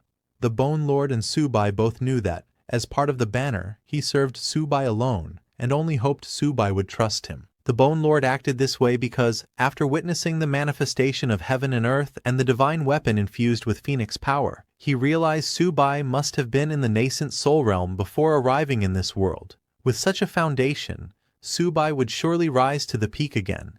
If the Bone Lord served him faithfully and followed his path, he too could climb back to the top. Thinking of this, he couldn't help but laugh. Worried, Lin Wangyu asked again if Subai was all right, as she had just seen blood at the corner of his mouth. Seeing her so concerned, Subai grew confused. He still couldn't understand why Lin Wangyu and the others had tried to assassinate him before his transmigration, but he figured it didn't matter anymore. The attempt had already happened. The reason no longer mattered. What mattered now was figuring out this world and acquiring more spirit stones. He turned to the soldier's captain and asked him to take them to see Li Zhenghao. The captain agreed, addressing him as Lord Subai. But as they turned to leave, they saw hundreds of zombies surrendering to them. Annoyed, Subai muttered, "These zombies just keep coming." Just then, the Bone Lord emerged from the soul banner in his spirit form and shouted at the zombies, "Blind beasts, don't you kneel when you see our lord?" Hearing this, the zombies slowly backed away, opening a path for Subai and his group to pass. One soldier was so shocked that he told his comrade, "Captain Xiao said Subai could take on 100 by himself, and I didn't believe it. But this isn't just fighting 100. These zombies are kneeling in submission." He shuddered. "This Subai is terrifying. Ability users are like gods." Even Teacher Li was amazed, thinking, "This young man is remarkable. That golden phoenix from earlier, and the ability to harvest and command souls. In this chaotic post-apocalyptic world, could he become the new hero?" Meanwhile, in a distant house, the residence of the Glasses Guy's master, the Glasses Guy reported that the Bone Fiend Lord had been killed. His master was shocked, saying it was impossible. The Glasses Guy sent pictures as proof, assuring his master that he wouldn't dare make false reports. These were images captured from the scene. Upon seeing Subai's techniques, the master immediately recognized them as the manifestation of heaven and earth and the Phoenix Fury Sword, techniques of none other than his own master, Subai. This man had once provoked the other disciples into killing Subai. Now, seeing that his master had arrived in this world too, and was progressing faster than him, rage filled his heart. He knew he needed to hurry and find the junior sisters. He told the Glasses Guy that he recognized Subai, ordering him to mobilize all forces and kill him as soon as he stepped into the prison land. If he failed, he was to slaughter everyone inside the prison land. The Glasses Guy acknowledged the order. On the other hand, Subai and his team arrived at the place where Teacher Li's father, Li Zhenghao, was trapped with other survivors. When those survivors saw the group of skeleton zombies outside, they panicked and asked Li Zhenghao what to do. Li Zhenghao told them not to worry. He had information about the spirit cave, the very location the Glasses Guy had mentioned. It was inside the prison land. Li Zhenghao explained they had been kidnapped for information about the spirit cave. Suddenly, a member of Li Zhenghao's team spotted Subai and the others. Excitedly, he called for everyone to look, saying someone had come to rescue them. He recognized Teacher Li and told Li Zhenghao that his daughter was here. Everyone looked out the window and saw a powerful ability user, before whom even zombies knelt. But as Subai and his group approached the building, Lin Wangyu suddenly spotted something hurtling toward them. She called out to Subai. It was a huge shuriken blade spinning rapidly through the air. The Bone Lord immediately emerged, telling Subai not to panic and to leave it to him. He swung his massive mace to block the giant shuriken blade, but just as he blocked it, a skeleton ninja appeared and kicked him hard, sending the Bone Lord flying backward. That skeleton ninja recognized the Bone Lord and was shocked to see he wasn't dead, and even more surprised that he had switched sides. Standing beside Subai, the Bone Lord told the skeleton ninja that this was his new master. He warned him to get out of the way quickly if he valued his life. Seeing the Bone Lord's arrogance, the skeleton ninja smirked and asked, "Who are you to command me?" He then ordered his skeleton subordinates to attack, saying, "Master's orders, kill them, and you'll be greatly rewarded." The moment Subai saw the skeleton ninja, he immediately realized it was just like the Bone Lord, appearing to be at the Golden Core realm, but actually only at the peak of Foundation establishment. He took out the sword from before and told Lin Wangyu to watch closely. With a swift motion, he hurled the sword at the skeleton ninja and unleashed his phoenix cry. The sword transformed into a blazing fire phoenix and charged straight toward the skeleton ninja. Seeing that fiery bird, Lin Wangyu felt an odd sense of familiarity, though she couldn't recall why. The skeleton ninja recognized it as a divine artifact, but it was already too late. Neither he nor his subordinates could move. Subai knew there was no need to exhaust himself further. At mid-stage Foundation establishment, wielding Phoenix Cry was already enough to overwhelm those at the peak of the stage. He told the Bone Lord that the skeleton ninja was his to handle. The Bone Lord's eyes lit up with excitement. "That's just what I wanted," he said gratefully. Thanking his master for the opportunity, he lunged toward the skeleton ninja, eager to crush him with his own hands. With the fire phoenix locking the enemy in place, the skeleton ninja couldn't escape. The Bone Lord's mace smashed into his skull, sending his head flying. A system notification rang out. "Congratulations, host, for killing a commander-level creature." His experience points increased, though not enough to level up. The 10,000 Souls banner, now at level 4, could still control only one boss-level undead. Subai didn't dwell on it. Instead, he asked the Bone Lord if he could handle the skeleton ninja's golden body, suggesting that it might help him break through to the next stage. The Bone Lord was momentarily surprised, then overjoyed. He vowed to serve Subai with absolute loyalty, even unto death. As he devoured the skeleton ninja's body, the Bone Lord laughed at his fallen foe. "If I hadn't joined Master Subai, I'd be the one getting eaten right now." Energy surged through his form, and he announced that his power was now firmly at the Golden Core realm. If he faced that blood zombie again, he could take on 10 of them at once. The people trapped in the building cheered when they saw Subai defeat the skeleton ninja with a single strike. "This young man is the most powerful ability user I've ever seen," one said in awe. But their relief was short-lived. A dark shadow descended onto the building's rooftop, and silence fell. In the next instant, the shadow shattered the glass with a deafening crash. Panic gripped the survivors. The figure revealed itself, a massive bird-like monster, its entire body composed of bone. The Bone Bird Man let out an earth-shattering roar, sending out a sonic wave so strong it shattered every window in the building. As the sound wave surged toward Subai and his companions, the Bone Lord stepped forward, warning Subai to be cautious. Subai immediately recognized the threat. This was a genuine Golden Core realm opponent, brimming with spiritual energy. Instead of fear, excitement surged in him.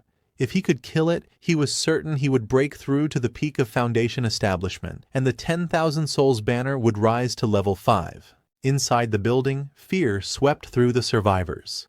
Cries rang out, "It's the Bone Bird Man! We're finished." Completely finished. They remembered all too well what had happened last time. The team of 12 ability users who had come to rescue them earlier had slaughtered zombies with ease. But when the Bone Bird Man appeared, all 12 were wiped out in less than 5 seconds, without even landing a hit. Even Lin Wangyu's confidence faltered. "It's over. We're done for," she thought. But amid the growing panic, Teacher Li's father raised his voice, urging everyone to hold on a little longer. "You must believe in the young man standing beside my daughter, Jingya," he said firmly. That glasses guy was also there, watching from a distant building. He was the one controlling all the monsters that had attacked Subai. He was thrilled. His master had ordered him to kill Subai, but clearly didn't believe he could pull it off. Determined to prove himself, the glasses guy planned to kill Subai and flaunt the victory before his master. That was why he summoned the Bone Bird Man, a genuine Golden Core realm monster with 5 clones, each possessing a different ability. A confident smile spread across his face as he waited to see how Subai would handle this challenge. When the Bone Bird Man saw that Subai was only at the mid-stage of Foundation establishment, he laughed mockingly. Such delicious flesh and blood. Today, you will become my food. The Bone Bird Man spread his massive wings and soared into the sky. As he rose, his form split into 5 distinct Bone Bird Men, each with differently colored wings. Hovering above Subai, the red-winged Bone Bird Man roared ferociously, unleashing a deafening sound wave. This was no ordinary roar. It was the devastating sonic attack of the Sonar Birdman. The sound was so powerful that everyone instantly collapsed to the ground, clutching their heads in agony. Even the Bone Lord grimaced in pain. He quickly warned Subai, "This Birdman was my previous master's trump card puppet. The strongest weapon in his arsenal. That's the Sonar Birdman. The others are Venom, Blade, Bronze Wall, and Titan." Hearing this, Subai grew tense. The sonic waves didn't cause him as much physical pain as they did to Lin Wangyu, but they were suppressing his internal spiritual energy. If the other 4 attacked together now, it could become a serious problem. Without hesitation, Subai raised his 10,000 souls banner and told the Bone Lord, "Since you said you can take on 10, I'll leave this to you." The Bone Lord didn't waste a moment.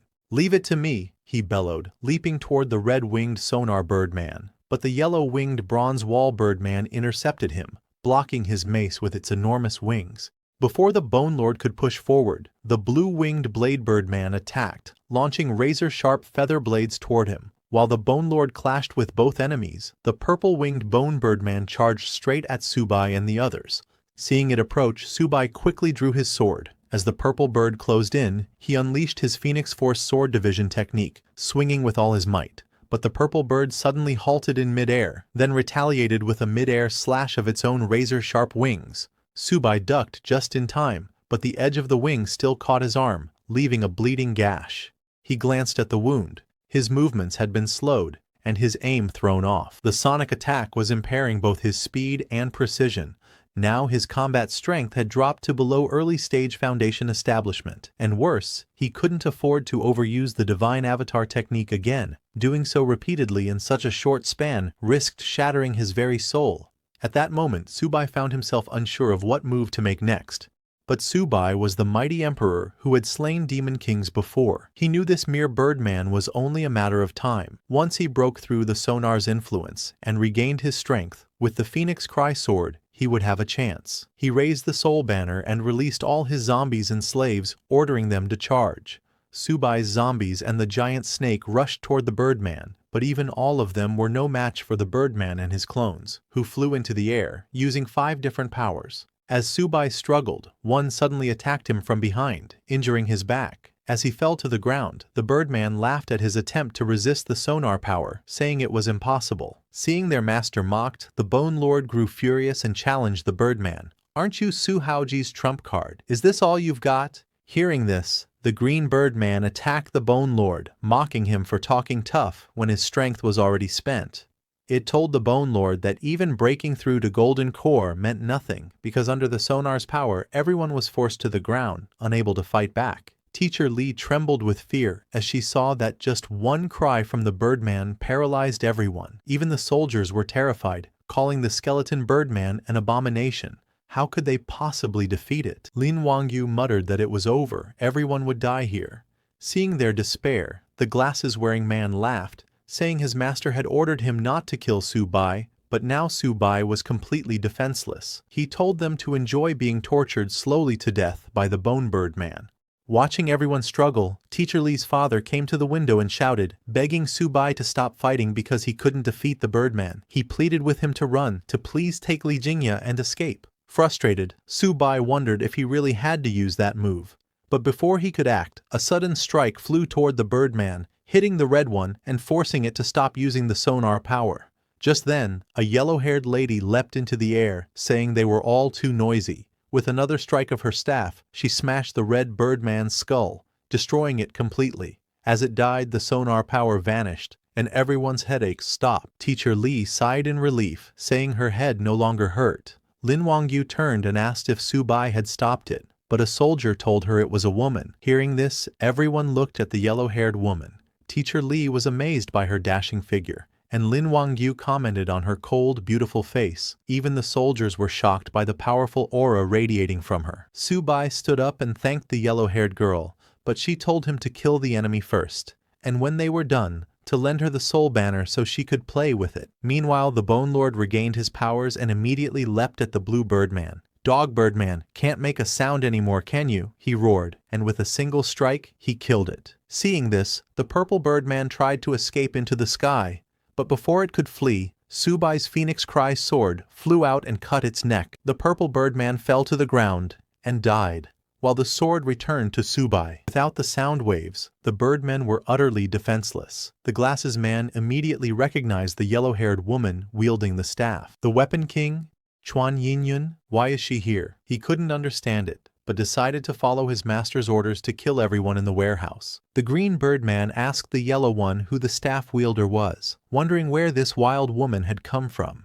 But the yellow Birdman reminded him that only the two of them remained, and their master had ordered that if they couldn't kill Subai, they should kill everyone in the warehouse. Inside, the people felt relief at seeing Subai and his team kill 3 of the Birdmen, with only 2 left. They believed they were saved and thanked heaven and Subai. Teacher Lee's father confidently declared that no one could stop them from surviving now. But at that moment, the yellow and green Birdmen charged toward the warehouse at full speed. Seeing them target the building, Teacher Lee cried out, begging Subai to save her father. Knowing Teacher Lee's father had information about the Spirit Stones, Subai ordered the Bone Lord to stop them. The Bone Lord charged forward, roaring, "Birdmen, don't you dare run!" He swung his massive mace and struck the yellow Birdman with full force, destroying its entire body. But the green Birdman seized the opportunity and reached the warehouse. It smashed through the window and entered. Seeing this, everyone inside panicked and tried to run, but there was nowhere to escape. Immediately, the green Birdman opened its mouth and released a green fog. Everyone who inhaled the poisonous mist collapsed to the ground. The green Birdman laughed, mocking them and telling them to taste the flavor of absolute poison. Teacher Lee's father also breathed in the poison. Calling his daughter's name with his final breath, he fell to the ground. Seeing her father dying, Teacher Lee rushed forward, but Lin Wangyu called out from behind, warning her that if she entered the fog, she would die too. Unable to reach her father, Teacher Lee could only watch helplessly as he died. Her grief turned to fury. Gritting her teeth in frustration, her anger flared so intensely that her body began glowing with purple energy. She screamed in agony as her power surged uncontrollably. Seeing this, the yellow-haired lady Yin-yun realized that Teacher Lee was awakening, but it seemed she couldn't withstand the force of her own power. Bone Lord frowned, sensing the chaos in her aura. He thought her body might explode from the violent energy. Subai's expression darkened as he sensed it too. From the nature of her energy, he wondered if she had awakened that kind of ability.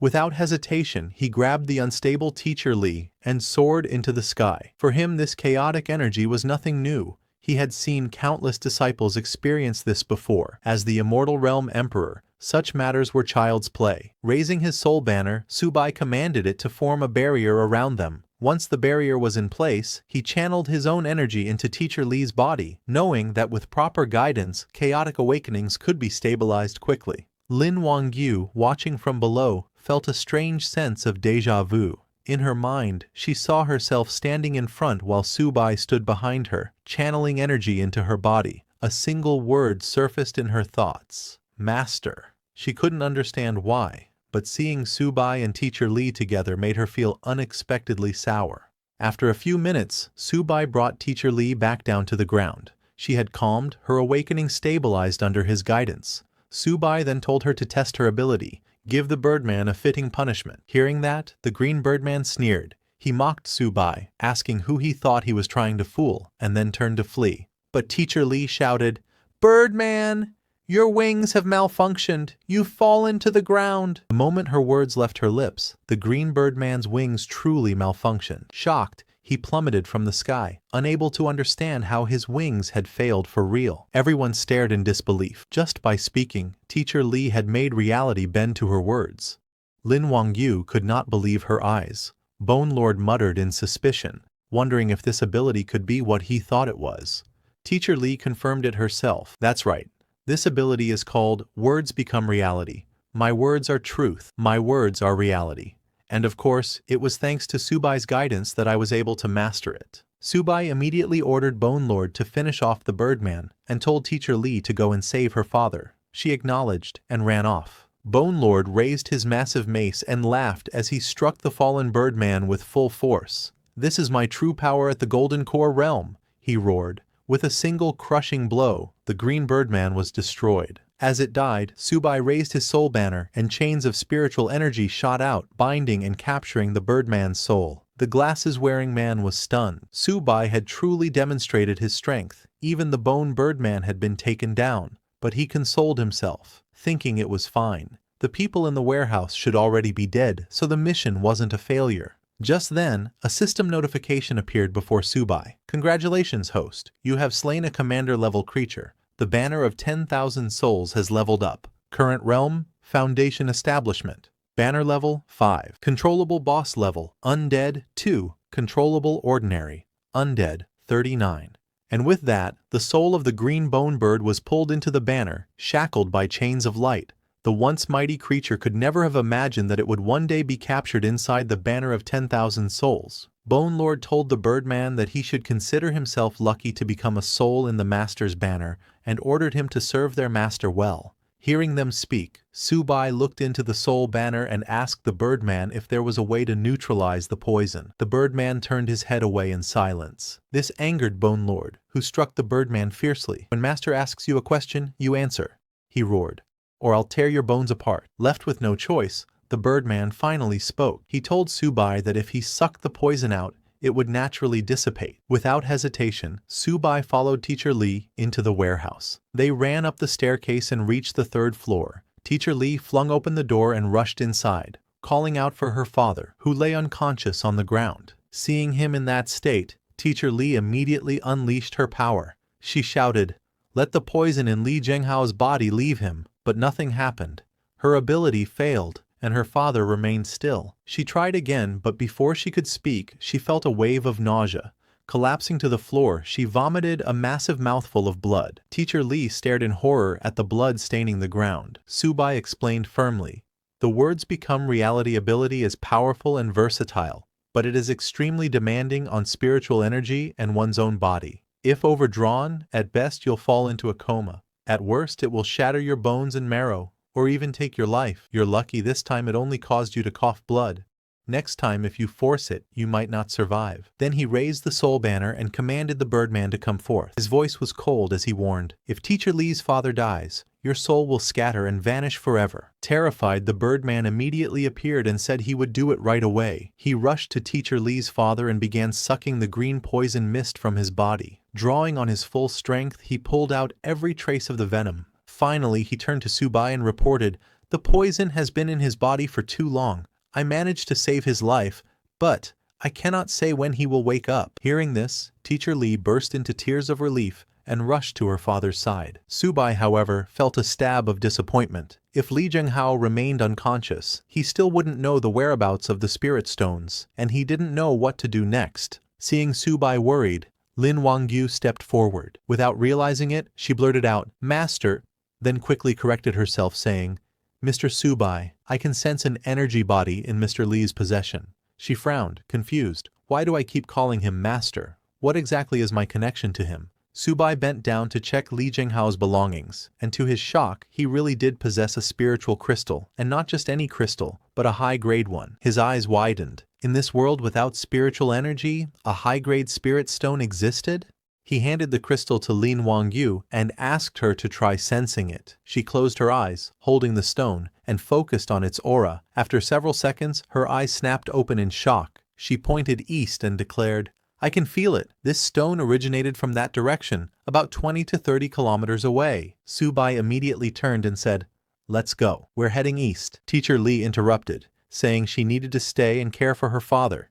She wouldn't be able to go with them. Understanding her situation, Subai simply nodded and prepared to leave.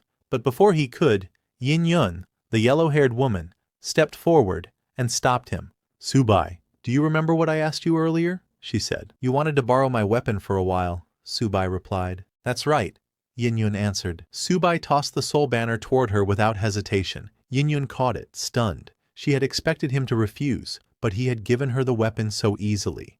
With her unique ability, she could absorb the spirit energy of weapons to enhance her own strength. Smiling faintly, she thought, I'll absorb this first, and think about the rest later. Yin-Yun activated her powers and tried to absorb Subai's soul banner's power, but just as she tried, she got shocked. Before understanding anything, she fell on her knees. She could not understand what was going on. Her ability had no effect on the soul banner, and she even got backlashed after trying to absorb its power. Subai then came and took out the phoenix sword, asking Yin-Yun, how about she play with this one instead? Embarrassed, Yin-Yun tried to act calm, saying Subai's weapons were truly strange and very powerful. Saying that, she handed over the soul banner to Subai. She looked at Subai in suspicion because Subai had just used this sword to cut down the bone bird, so it must be an extraordinary item, and now he was giving it to her willingly. She wondered if he was that confident. But Yin-Yun snatched the phoenix sword from his hand, saying whatever. She didn't believe they were all this bizarre. She immediately activated her power and tried to absorb the phoenix sword's power. But the next second she saw a vision where a huge fire phoenix was attacking her. Yin-Yun immediately fell on the ground and vomited blood from her mouth. This effect was worse than the soul banner. She looked at Subai in anger, wondering what kind of weird things were his weapons. Countless souls, and now a divine phoenix. Now she wanted to know exactly who he was and what his ability was. When Subai saw her looking, he smiled. He had realized that her ability was absorbing the spirit of weapons, and it was quite common in that world. But unfortunately, the Phoenix Cry Sword was a divine artifact, and the banner of 10,000 souls was given by the system, even beyond a divine artifact, and she was only at the peak of Foundation Establishment realm. Embarrassed for the second time, Yin-Yun handed over the Phoenix Sword to Subai, saying Mr. Su's divine weapons were truly impressive. Subai then asked her to come with him, and all the weapons they seized along the way would be hers. She was surprised to hear that. She turned and said, "It's a deal." Meanwhile, inside the soul banner, Birdman called Bone Lord an old schemer because it even absorbed Yin-Yun's spiritual energy. Bone Lord laughed and told the Birdman that it did it all for Master, and asked it to watch and learn. Bone Lord then used sound transmission and told Subai that it had just absorbed some spiritual energy from that girl for him to help him. Hearing that, Subai got happy and praised Bone Lord, saying he was very thoughtful. He told the Bone Lord that in the future, when it encountered souls with spiritual energy, it could have them all. Hearing that, Bone Lord got happy. Subai then turned to check his realm. His current realm was Advanced Foundation Establishment. At Mid-Foundation Establishment, Subai's one sword strike could defeat Peak Foundation Establishment. Now breaking through to Advanced, even Golden Core realm might not be unbeatable. Then they all came out of that warehouse, along with Teacher Li's father. Subai told Captain Xiao that this was where they parted ways. Captain Xiao told Subai to don't worry, saying they would make sure to protect Teacher Li and the other survivors. At the same time, at a faraway place, a rich family along with their bodyguards were trapped in a house surrounded by zombies. One of the bodyguards shouted, asking what about the master?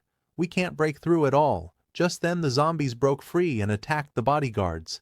The family head along with his daughter were terrified, screaming. This was the Jai family house. The family head started crying while hugging his daughter, saying his Jai family had struggled for 100 years to finally reach the top of the wealthy, and now they faced the apocalypse. He shouted, asking who would save his Ji family and his daughter. Just then somebody came there with lightning speed, and with a swing of his sword he sliced those zombies into pieces. It was none other than Subai's disciple Shen Yunbin, who had collided with other disciples to kill Subai. When Ji family's bodyguards saw him, they immediately told their master that it was ability users, explaining that they were too strong, like war gods. Hearing that, the Ji family head and his daughter got very excited, thinking they were saved. Yunbin looked at the Ji family daughter, calling her fake Shui, saying long time no see. Hearing that, the Ji family head got shocked and turned to his daughter, asking if they knew each other.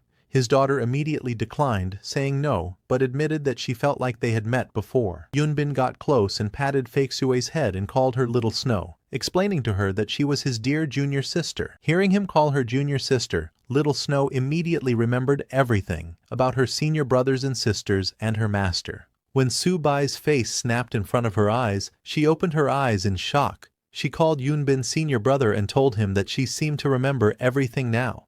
Saying that, she laughed and activated her power. Many coins started floating around her immediately. Yunbin congratulated Little Snow as her memory and ability had been restored and told her that now it was time to deal with more important matters. Little Snow said yes. She turned and threw some coins in the air. Those coins spread around the GI family house and created a golden barrier, pushing all the zombies out of it. Little Snow told her father that this was farewell. She was leaving with her senior brother on important business and told him to don't leave the space where the coins were. Zombies couldn't enter there. Saying that, she left from there. After coming out, she took a deep breath and said the air here was very polluted, but compared to underground, it was too fresh. Yunbin told her that now was not the time for nostalgia, adding that if they didn't eliminate Master, this world would become even worse. Hearing the word Master, a smile came on Little Snow's face. She smiled and said, "My beloved and respected Master, why did you do this? Since you're not dead, my senior brother and I will have to continue our righteous patricide." Yunbin told her that their master was now heading to the spirit cave, so they must get there first, obtain the spirit stones, and then kill him. Meanwhile in the city, Yunbin's disciple, that glasses guy, was standing on the rooftop of a building. He was shocked to see that his mission failed, but he laughed because in his eyes there was no such word as failure. He decided that as long as he killed Subai and his master gave him that thing, he could return to his own world. On the other hand, while Subai, Lin Wangyu and Yin Yun were going, some people who were getting attacked by zombies asked for their help, saying, "Ability users, save me." But Subai just walked past them. Seeing those people, Lin Wangyu asked Subai if they were really not going to save them. Hearing that, Yin Yun called her naive, explaining that they couldn't save everyone. In the apocalypse, improving their own strength was key. Then after they left the city, Lin Wangyu pointed in a direction and told Subai that from here 10 miles ahead was the source of those stones. Hearing that, Subai asked them to speed up to avoid any trouble. But just then, Lin Wangyu saw something shocking and told Subai that a large mass of spiritual energy was approaching. When they looked ahead, they saw the glasses guy coming towards them on a bone horse, and behind him was an undead army. Glasses guy stopped his bone horse right before Subai. He looked at Subai and said, "Mr. Subai, you killed 3 of my generals and are just leaving like this. That's not very polite, you know." Hearing that, Subai got serious, realizing he was the one controlling those monsters. When Birdman saw the glasses guy, it panicked, saying it's over. It's the master and he's actually coming out himself. But the Bone Lord angrily told the Birdman that he was their master. Their only master now was Subai. Hearing Birdman, Subai asked it if it was scared. Birdman said not at all and asked Subai to just give the order. Hearing that, Subai smiled and summoned both Birdman and Bone Lord, ordering them to go and test the enemy's strength. Seeing them coming, Glasses Guy laughed, saying how presumptuous. He called the Bone Lord and Birdman, asking if they had forgotten his tireless teachings. How dare they draw their weapons against him? Just as he said that, the ground below Bone Lord and Birdman broke, scaring both of them. Immediately, the whole surrounding changed. The Bone Lord and Birdman flew onto a piece of land in the air and sat on the ground all scared. Seeing that, Yin Yun got shocked, saying this guy's voice had some kind of ability to interfere with people's minds. Subai immediately realized that it was a mental interference ability and asked everyone to cover their ears. But Yin Yun didn't listen to Subai and jumped to attack the glasses guy, saying what's so great about that. She raised her staff to attack, shouting, "Eat my staff, you bastard!" Seeing her, the glasses guy laughed, saying such a beautiful young lady, how can you be so crude? Saying that, he used his power on Yin Yun. Before Yin Yun could get near him, her mind got hit. She immediately fell in front of the glasses guy, unable to do anything. Her personality changed completely and she started crying like a baby, calling her mama. Seeing her like that, Subai used the soul banner to communicate with Bone Lord, asking it if the glasses guy could create illusions too. Bone Lord told Subai that the glasses guy's entire body was full of mental control realms. His voice, his eyes, even every pore and cell. Hearing that, Subai smiled, saying, "Mental control, quite an impressive ability." However, blocking mental control wasn't that difficult. Subai then swung his hand in the air and used a technique. He gathered spiritual energy from the surroundings and created an energy layer over his body. This energy layer covered Subai's whole body, along with his head and arms. When the glasses guy saw Subai blocking the perception of every part of his body, he laughed and asked how will Subai fight then. But just as he completed his words, Subai immediately attacked him with the Phoenix sword, telling the glasses guy to worry about himself. The phoenix fire hit the glasses guy, burning his whole body. He screamed in pain. Subai looked at him with a serious expression because he saw through the glasses guy's acting. Glasses guy mocked Subai, laughing, saying, "Can't catch me, can you?" He told Subai that he had seen all his tricks. They were nothing special. Besides, did Subai really think he was helpless just because Subai had blocked the perception of every part of his body? Glasses guy called his skeleton warriors and ordered them to farm ranks. Immediately, Glasses guy's skeleton warriors surrounded Subai, Lin Wangyu, and Yin Yun. Both Lin Wangyu and Yin Yun fell on the ground crying. Lin Wangyu also fell into an illusion, seeing Yin Yun as her child. She hugged Yin Yun, asking her to don't cry. Seeing that, Bone Lord panicked and told Subai that they had entered Glasses guy's domain, explaining that he had set this place up in advance, and once they entered this domain, they couldn't escape his mental control. Just as Bone Lord said that, Subai also fell into Glasses guy's domain. He found himself in his own world, cultivating in the air while his disciples were sitting in front of him. Subai's 5 female disciples were looking at him while their master, Subai, had completely stopped moving. Seeing that, Glasses guy laughed, telling Subai that even with his impressive strength, he had still fallen when he met him. Glasses guy decided to see what was actually in Subai's illusion. He entered Subai's illusion, where he saw Subai teaching his disciples. There was Yunbin too. Subai told Yunbin that every detail must be perfect. A tiny error can lead to a huge difference. Yunbin said yes, master, and followed his words. When the Glasses guy saw Yunbin, he got shocked. He recognized that this was his master. Glasses guy's jaw dropped when he found out that his master was actually Subai's disciple. He got too confused, wondering who on earth was this Subai. Why did the master want to kill his own teacher? While Glasses guy was lost in his thoughts, suddenly Subai turned around and looked directly at him. This surprised the Glasses guy. Subai laughed, asking, "Have you finished watching, so you're Shen Yunbin's lackey?" Glasses guy got shocked seeing that Subai had independent consciousness. Subai didn't reply to him and took out the phoenix sword. He gathered fire in the sword and used his phoenix cry sword third form, breaking the classic, and swung at the Glasses guy, cutting him in half. The illusion broke and the Glasses guy fell on the ground. Subai asked the Glasses guy if he thought he was just simply swinging his sword. Subai told him that he was not cutting him, but his illusion. He pointed his sword at the Glasses guy's head, angry that he had repeatedly offended him just for Shen Yunbin. Subai now started to wonder if everything behind this was all Shen Yunbin's doing. He grew furious because he had treated Shen Yunbin like a son, yet he conspired and backstabbed him. But even when a sword was pointed at him, the Glasses guy was laughing. Immediately, 2 skeleton warriors came from behind to attack Subai. Subai turned and cut down those skeletons with his phoenix sword. But the Glasses guy used this opportunity to escape, laughing and saying, "So what if you've broken my illusion? You still can't catch me." He put some distance between him and Subai, and then turned around. He took out sharp blades, telling Subai that he could dominate this apocalyptic world, not just relying on illusion techniques. He threw those sharp blades at Subai, saying killing the master's teacher, just thinking about it is exciting. Seeing him attacking, Subai smiled and asked Bone Lord if they understood the Glasses guy's weaknesses. Bone Lord and Birdman replied that they did.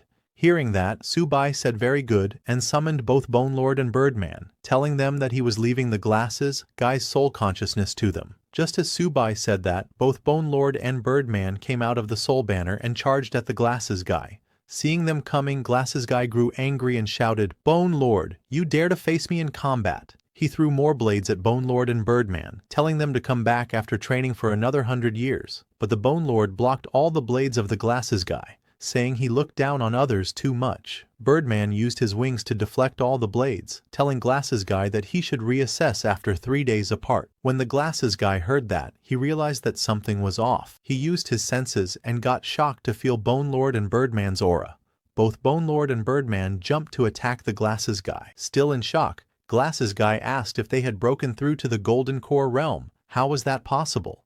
Birdman used its legs to attack the Glasses guy, telling him that following the new master, it ate 6 meals a day. Bone Lord attacked the Glasses guy with its giant mace. Bone Lord laughed, telling the Glasses guy that reaching Golden Core was normal now. He asked Glasses guy to surrender, saying he was no match for his master. Hearing that, Glasses guy laughed, calling Subai a petty man in power. He used the blade fans in his hands and with full power pushed both the Birdman and Bone Lord, sending them flying into the air, telling them that with his treasure in hand, they couldn't kill him even if they wanted to. Glasses guy immediately turned to run away from there, telling them to get out of his way. He was very annoyed and decided that he would concede this time. But just then, Yin Yun jumped from behind to attack the glasses guy. She hit the glasses guy's hand, making him drop the blade fan. That blade fan went flying in the air and landed in Yin Yun's hands. Yin Yun grabbed the blade fan and completely stripped the glasses guy of his treasure. She then used her power and absorbed that blade fan's spirit into herself. That spirit power was too sweet for her, making her feel very good. She then threw the blade fan on the ground right in front of the glasses guy. When the glasses guy saw that, he immediately picked up the blade fan, but when he tried to use it, he got shocked. He could not understand why it wasn't responding at all. But before he could understand anything, Yin Yun kicked him in the face, sending him flying away. Her kick broke the glasses guy's glasses. After defeating the glasses guy, Yin Yun turned and thanked Subai for the treasured fan, saying it smells good. After the glasses guy was defeated, both the Bone Lord and Birdman came running to him.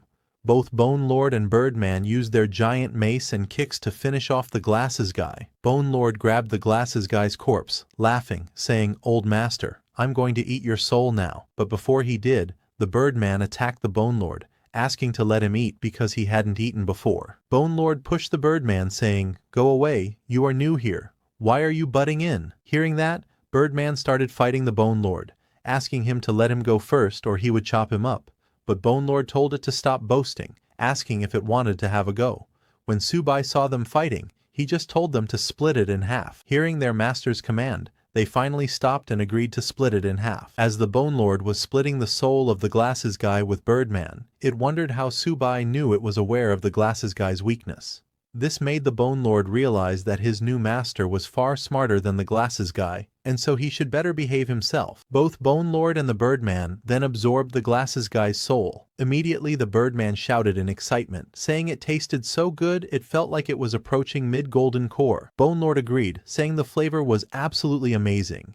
Bone Lord then turned and sent some spiritual energy towards Subai, telling him that the glasses guy's spiritual energy was truly abundant and he couldn't bear to enjoy it alone and wished to offer it to him. Birdman joined in, saying it too wanted to give the spiritual energy to him. Subai absorbed that spiritual energy and thanked them. Subai then checked his status window. Subai's current realm was Peak Foundation Establishment, and the banner of 10,000 souls was at level 5. Its current controllable boss level undead was 2, and current controllable common undead was 30. Subai was shocked to see that the banner's level didn't increase, but his realm improved quite a bit. Subai realized that as long as he found the spirit cave, breaking through to Golden Core was within reach. Now that Subai had reached Peak Foundation Establishment, he could explore his Sea of Consciousness again. Subai then tried to touch his consciousness and got shocked. He could actually touch it. It was too wonderful. Meanwhile, 10 miles away from there in a rocky area, on a huge mountain's backside, there was a huge cave,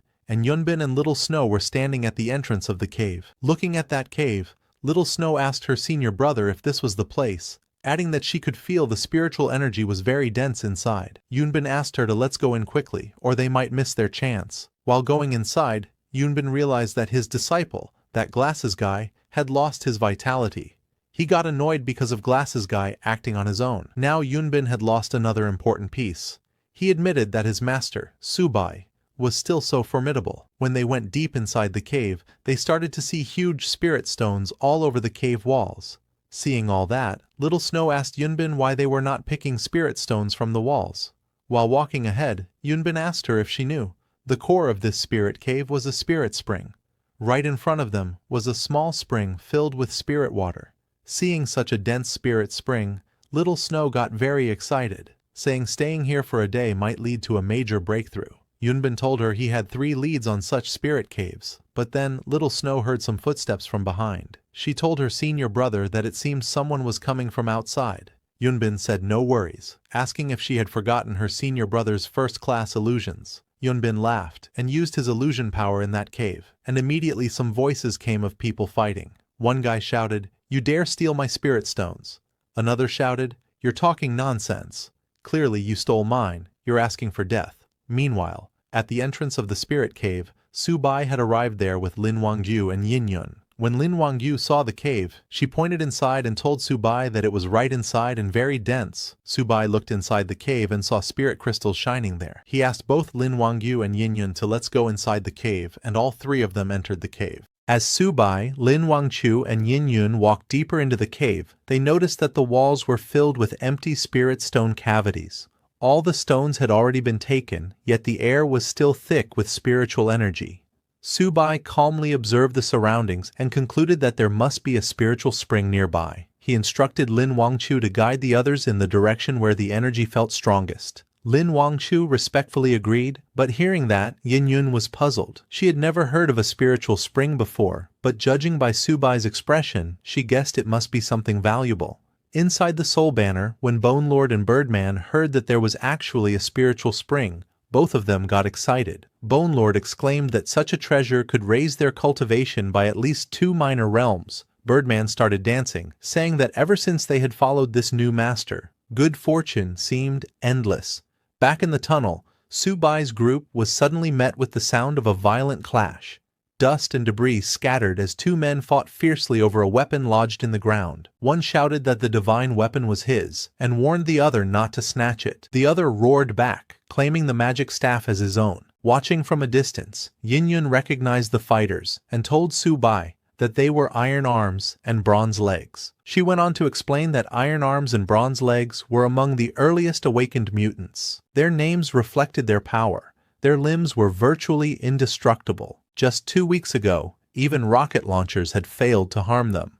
Hearing that, Subai thought carefully. He remembered that the rescue team only carried bullets effective up to the Foundation Establishment realm, but rocket launchers were much stronger. If even those couldn't scratch these two, then Iron Arms and Bronze Legs had to be above Subai's current realm. As Subai watched the 2 men fight, he noticed the object at the center of the struggle. It was nothing more than a plain wooden staff. Seeing that, Lin Wangchu frowned, wondering why anyone would fight so desperately over something so ordinary. Subai calmly reasoned that the 2 men must have fallen into an illusion, their minds ensnared. Whoever had the power to trap them in such a way had to be incredibly strong. Lin Wangchu suddenly pointed ahead and told Subai that the source of the dense spiritual energy was just inside. Subai's sharp eyes turned toward the direction she indicated. Lin Wangchu hesitated, placing a hand near her lips as a strange feeling stirred within her. She whispered that the energy seemed oddly familiar. Subai's expression hardened as realization struck him. A cold light flashed in his eyes as he confirmed his suspicion. The one absorbing the spiritual spring was no stranger. It was his very own traitor. Suddenly, Iron Arms and Bronze Legs stopped their struggle for a moment, their eyes shifting toward Subai and his companions. Bronze Legs muttered that he didn't like having spectators around and suggested they get rid of them. Iron Arms agreed without hesitation. With a sudden roar, both men launched themselves forward, attacking at full speed. Seeing that, Yin Yun in the black combat suit stepped forward confidently. After absorbing the treasure fan earlier, her strength had surged. Smirking, she declared that she had energy to spare and told Subai to leave those 2 to her. She leapt into the fray, moving swiftly. She clashed head-on with the 2 mutants, her strikes sharp and precise. The cavern echoed with the sounds of their fierce battle. But suddenly, Iron Arms grabbed hold of her wooden staff, his iron-like grip making the wood splinter and crack. A dangerous glint appeared in his eyes as he studied her. With a mocking smile, he admitted that the woman had impressive skills. Bronze Legs speculated that the staff wielder they were dealing with might be none other than the Artifact King himself. A twisted smile spread across Iron Arms' face. He charged forward, sneering that mere skills would never be enough to save her, smashing through her defense and shattering the wooden staff in her hands. Yin Yun fought back fiercely, but before she could regain her footing, Bronze Legs moved like lightning. His kick struck her directly, sending her crashing back with a scream. Pain shot through her body as she realized in shock that her meridians had been severed with a single kick. She couldn't understand how they had grown stronger so quickly, outpacing her despite her efforts. As she fell, her strength fading, Subai caught her in his arms, steadying her before she hit the ground. With a calm voice, he raised his soul banner and released the Bone Lord and Birdman, saying he would heal her, and leaving them to fight Iron Arms and Bronze Legs. Bone Lord and Birdman surged forward, clashing against the enemies with overwhelming force. Both of them jumped high and attacked. The battlefield was filled with chaos. Bone Lord swung his massive weapon to attack, while Birdman turned into 5 birdmen and used his sonar skill to scream loudly. But Iron Arms blocked Bone Lord's move. Amidst the clash, Subai rushed in, carrying a wounded Yin Yun in his arms. He threw the soul banner to form a barrier around them as he began to heal Yin Yun. Yin Yun's body was weakening because her injuries were severe. Subai looked down at her and spoke calmly, telling her that he would heal her meridians. He warned that it would hurt but urged her to endure it. He then pressed his fingers together, forming a seal. Green spiritual energy flowed from his hands, wrapping around them both like a glowing current. His power seeped into her body, mending her broken meridians. Yin Yun gasped, sweat running down her face as the energy spread through her, pain mixed with relief, her voice trembling as she let out soft cries. Soon, her expression changed. The warmth of Subai's spiritual energy soothed her completely, easing the pain. She realized her meridians were regenerating, stronger than before. In awe, she wondered to herself, just who was Subai really? From a distance, Lin Wangchu spotted the scene. Her face flushed. She muttered that Subai had secluded himself with someone again. A faint sense of longing filled her eyes as she whispered to herself, wondering when it would finally be her turn. On the battlefield, the screeching cries of Birdman echoed everywhere. Iron Arms grew irritated at the noise, cursing under his breath. He turned to Bronze Legs and ordered him to silence the racket. Bronze Legs stepped forward. With a single heavy stomp, the ground cracked beneath his feet. In the next instant, his powerful kick shot out like a cannon, smashing into Birdman with terrifying force. Immediately, Birdman's noise stopped. A smirk spread across Iron Arm's face as he muttered that it was much quieter now. Then, with lightning speed, Iron Arms punched Bone Lord, his fists clashing directly against Bone Lord's armor. The impact was immense, and even Bone Lord had to admit, his opponent's strength was unbelievable. Meanwhile, Birdman found himself struggling against Bronze Legs. Despite his skill, he could not understand how he was being pushed back. His frustration grew as he questioned how he could possibly be losing. Still, he launched another desperate attack, but Bronze Legs jumped to dodge it and then with full power kicked the yellow Birdman's head, destroying it instantly. Seeing that, Birdman was shocked, wondering when such powerful mutants had begun to appear. Not just him. Iron Arms was also attacking Bone Lord fiercely, slamming his blows against the massive warrior. Bone Lord grunted in pain, muttering about his old bones as he struggled to withstand the assault. Then all the Birdmen attacked Bronze Legs together, mocking him, saying he couldn't kick them because they had wings to escape with. Meanwhile, deep within a glowing cave pool, Yunbin and Little Snow sat in the water. Little Snow listened to the distant rumble of battle and commented that the fighting outside was growing intense. She also sensed a presence that felt strangely familiar. Yunbin opened his eyes, his tone calm but certain. He told her that the presence was none other than their dear master. Realization struck her, and she quickly urged that they needed to break through faster, for their master was already near. Meanwhile, on the battlefield, Subai called back his soul banner while holding Yin Yun beside him. Both of their bodies swirled with energy, shaking the ground. Just then, Bone Lord and Birdman cried out in pain as they were struck down. They came flying and hit the cave wall with a solid impact. Weak and desperate, Bone Lord admitted to Subai that he was powerless here. Worried, Birdman suggested that maybe they should retreat. Iron Arms mocked Yin Yun, calling her the once great artifact king who had now fallen so low. Without hesitation, Bronze Legs ordered Iron Arms to stop talking and kill them. Seeing them coming, Yin Yun urged Subai to run, warning that their power had grown dangerous and unpredictable. But Subai stood firm, gripping his sword that burned with energy. Seeing that, Bronze Legs charged forward, scoffing at the glowing sword. He boasted that a single sword could never stop him, and shouted that he would break it in half with one kick. But as his leg met the blade, the fiery sword cut straight through. Bronze Legs screamed in shock, grabbing his bleeding leg. His eyes widened in disbelief as he cried out that this couldn't be happening. Seeing that, Bone Lord and Birdman shouted with excitement. They declared that their master's sword was no ordinary weapon. It was a divine blade. Not even the strength of Iron Arms or Bronze Legs could withstand its power. With great zeal, they praised their master, chanting that all should hail the sovereign. Bronze Legs, cloaked in black, suddenly cried out that he surrendered, yet he arrogantly added that if he chose to flee, no one could possibly stop him. Hearing that, Subai only smiled calmly and took out a rope from his inventory.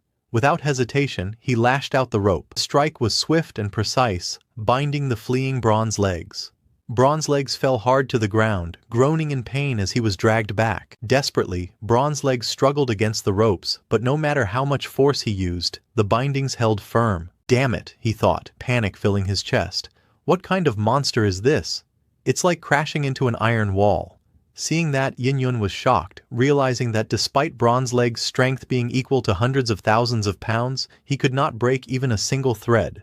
Subai stood tall with the rope still in his hand, his calm expression making the struggle of his opponent seem meaningless. He then gripped the rope tightly in his hand, and Bronze Legs screamed in fear. Subai explained that the rope he held was normally used to tie up his ox, but today it would be used to bind his opponent instead. He told him to consider it an honor. Seeing Bronze Legs tremble, Yin, in shock, questioned Subai. What kind of ox would need such a rope? Unable to believe it, scared Iron Arm stammered, asking Subai if it was a joke. Hearing Subai's words, Lin Wangchu's eyes widened as memories surfaced. She recalled a heavenly savage ox, a divine beast at the Tribulation Passage realm. The realization struck her. It was the immortal binding rope, but she couldn't understand why she remembered such a thing. None of it made sense to her. Struggling on the ground, Bronze Legs glared up, demanding that Subai fight him properly without the cursed rope holding him down. But Subai didn't listen. He swung his sword. Blood splattered across the battlefield as a fierce strike landed. Subai's commanding voice called out, ordering Bone Lord and Birdman to devour the fallen enemy's soul. Immediately, Bone Lord and Birdman took Bronze Leg's soul. Bone Lord praised Subai, saying the master's sword was unstoppable, capable of cutting down even the strongest defenses. Birdman declared that following the new master was the best choice he had ever made. Bone Lord laughed darkly, savoring the soul of Bronze Legs, which was nearly at the Golden Core realm. He said it was delicious, and with their new master, they could feast 8 times a day. Watching this terrifying scene, Yin-Yun's heart raced. She wondered what kind of power Subai had awakened. His strength seemed unimaginable, far beyond what she had ever expected. Even Iron Arms trembled as cold sweat ran down his face. He realized the thread was far too powerful, and even the sword in Subai's hand felt strange. Fear filled his heart. He realized that there was no way they could win, absolutely no way. Iron Arms approached Subai from behind, each step heavy and intimidating. Unable to hold back his fear, Iron Arms fell to his knees and begged. He admitted he had been blind to such overwhelming strength and pleaded for mercy. Desperate to save himself, he offered the Divine Heaven Staff, the weapon he and Bronze Legs had once fought over. But Subai only looked down at him, unimpressed. He said he had preferred him back when he was arrogant and defiant. Confused, Iron Arms turned to pick up what he thought was the Divine Heaven Staff. But to his shock, it was only a rotten stick. His eyes widened in disbelief as he shouted, demanding to know where his real weapon had gone. Subai explained to him that he was caught in an illusion. The so-called Divine Heaven Staff had never been real. Rage and confusion twisted Iron Arms' face. He crushed the stick and roared, demanding to know who had cast such an illusion on them. Subai pointed toward the wall of the cave and revealed that the one responsible was hidden inside. With a calm but commanding voice, he ordered them to break the wall. Yunbin and Little Snow, soaking in the spring, noticed the noise in the distance. Little Snow remarked that it seemed their master had already subdued those 2 men. Yunbin smirked with confidence. After absorbing the energy of the spiritual spring, he had broken through to the Golden Core realm. He thought about how troublesome his master had been before, but now, with his newfound strength, he could kill them effortlessly with just a flick of his wrist. Meanwhile, the wall of the cave shattered open as Iron Arms struck through it, revealing the way forward. On the other side stood Yunbin in a blue robe with Little Snow. Subai pointed towards them and told Iron Arms that those 2 were the ones who had trapped him in an illusion. With a calm tone, he ordered him to go and kill them. Enraged, Iron Arms roared that he did not hit women, so the man in blue would die first. With fury, he charged forward. He swung his fists at Yunbin, shouting that anyone who dared to use illusions on him deserved death. But to his shock, Yunbin dodged all his punches by moving so fast that Iron Arms couldn't land a hit. Suddenly, Little Snow took out golden coins that flitted in the air. Little Snow, with long red hair, raised her hand and formed a spell sign with her fingers. Golden coins burst from her, filling the space with dazzling power. The attack hit Iron Arms directly. The explosion of energy sent him staggering back, smoke rising from his body as his armor cracked and burned. He struggled to stay on his feet, groaning in pain, before crashing to the ground face first, blood spilling from his mouth. Yin-Yun watched in shock. She whispered that the power she had just seen was unbelievable. Lin Wangchu said it was coins falling from the sky, but she couldn't understand why it felt strangely familiar. Yunbin and Little Snow stepped forward together. Yunbin called to Subai, "Master, it has been a long time." Little Snow admitted the same, but noted with regret that their reunion had begun with violence. Suddenly she noticed Lin Wangchu standing behind Subai. Little Snow questioned Lin Wangchu. Why was her senior sister standing behind their master instead of using her sword technique to strike his heart. Confusion spread in Lin Wangchu's mind as the words "senior brother" and "junior sister" echoed. Immediately, Lin Wangchu clutched her head, crying out in pain, unable to understand who these people really were. Hearing their conversation, Yin Yun realized in shock that Su Bai was being called their master. She wondered what kind of strange organization could have such complicated relationships. Inside the Soul Banner, Bone Lord and Birdman recognized Yunbin too. Bone Lord exclaimed that Yunbin had been the master of their previous master. Birdman was equally shocked to hear their previous master's master call Su Bai master. Su Bai's expression grew cold as he demanded answers. He asked Yunbin if the plan to kill him during his tribulation had been his doing, and if he had also manipulated that glasses guy. Anger flared in Su Bai's heart as he reminded Yunbin that he had raised him for over 867 years, only to be betrayed, but Yunbin dismissed the questions and suggested they draw their swords instead. Little Snow stepped forward, her presence commanding and dangerous. As she flitted in the air, she told her senior sister that she should stand by their side, otherwise she too would be eliminated. Little Snow was shocked and confused, her eyes narrowing as she saw something unexpected. Lin Wangqiu, standing confidently with determination, had stepped forward to protect Su Bai. Little Snow was stunned because she hadn't expected such defiance. The air grew tense as they faced each other. Little Snow shouted angrily, demanding if Lin Wangqiu even knew the kind of terrible things the Su Bai she was protecting had done. But Lin Wangqiu, standing firm, glared back and replied that from her point of view, they were the true wrongdoers. Her voice was filled with conviction. Even though she hadn't known Su Bai for long, Lin Wangqiu declared her faith in him. She shouted that if anyone wanted to harm him, they'd have to go through her first. Her courage infuriated Little Snow, who snapped back in rage, summoning her coins of power and shouting that Lin Wangqiu was asking for death. Just then, Yin Yun suddenly jumped in front of Lin Wangqiu, blocking the incoming attack with swift movements. Coins spun wildly in the air after getting hit by her weapon. Yin Yun grinned mischievously, saying she loved drama and fights. How could she miss such excitement? Then she taunted Little Snow, asking what kind of grudge she had with her own master. Hearing that, Little Snow glared ahead, holding glowing coins between her fingers. In an angry voice, she said that no one should dare pry into her affairs. As power surged from her hands, she shouted fiercely, telling Yin Yun to ask her questions in the underworld instead. She released a storm of golden coins that shot forward with deadly force. Yin Yun quickly raised her wooden staff and began spinning it rapidly, blocking the incoming coins. Her staff was a treasure, but she soon realized with worry that it was about to break under the intense pressure. Meanwhile, Su Bai stood silently nearby, watching Iron Arms lay motionless on the cracked ground. He then raised his staff high and commanded Iron Arms to come into his banner. A green light surrounded Iron Arms' body, pulling him into Su Bai's banner. His sudden arrival surprised Bone Lord and Birdman. Inside,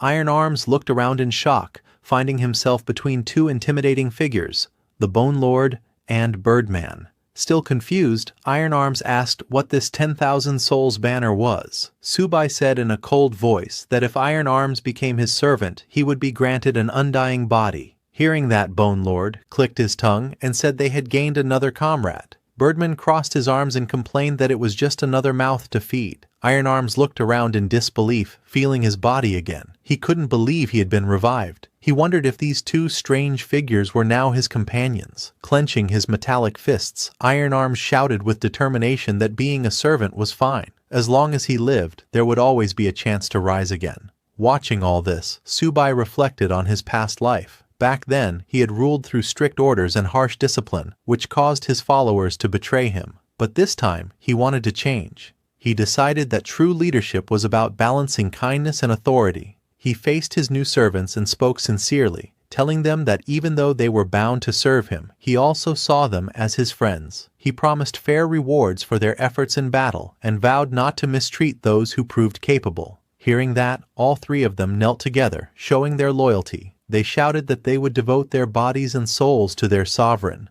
Iron Arms also nodded with a faint smile, thinking to himself that these new companions seemed trustworthy. Then, as the next fight began, Su Bai summoned all three of them and gave quick orders. Birdman, protect Yin Yun.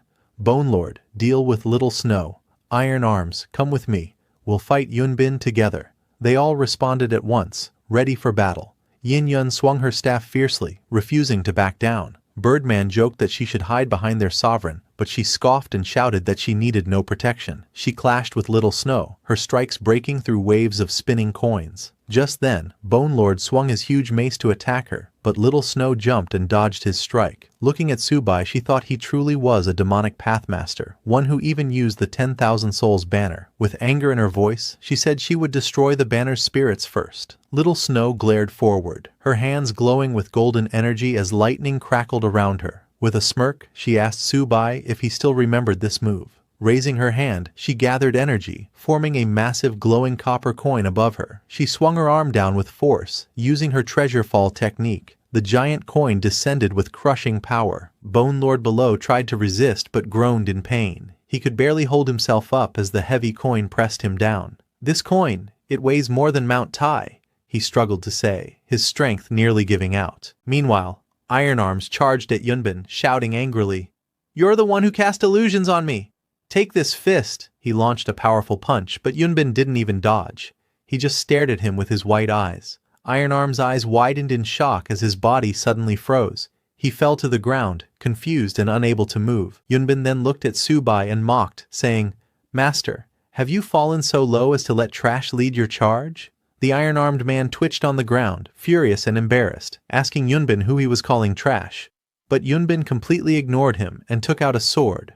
Holding it firmly, he acknowledged his teacher Subai's skill, admitting that everything he knew about swordsmanship came from him. With a determined look, he proposed a duel and suddenly attacked Subai with a powerful strike. The force of his swing tore through the ground, radiating energy. Lin Wangqiu nearby watched in shock. She was amazed that such a simple sword move could carry so much power. Subai also took out his phoenix sword and explained to Lin Wangqiu that this technique was called sword fall, a blade empowered by spiritual energy. He told her that it could destroy everything in its path, and he called it the ultimate sword. He told her that to counter it required the sword wall, where he swings his sword 360 degrees to create a formation of countless blades forming an unbreakable defense. "This," he said, "is what I call the toughest shield." The clash between Yunbin's sword and Subai's sword shield filled the air with explosive force. Seeing that, Lin Wangqiu was stunned.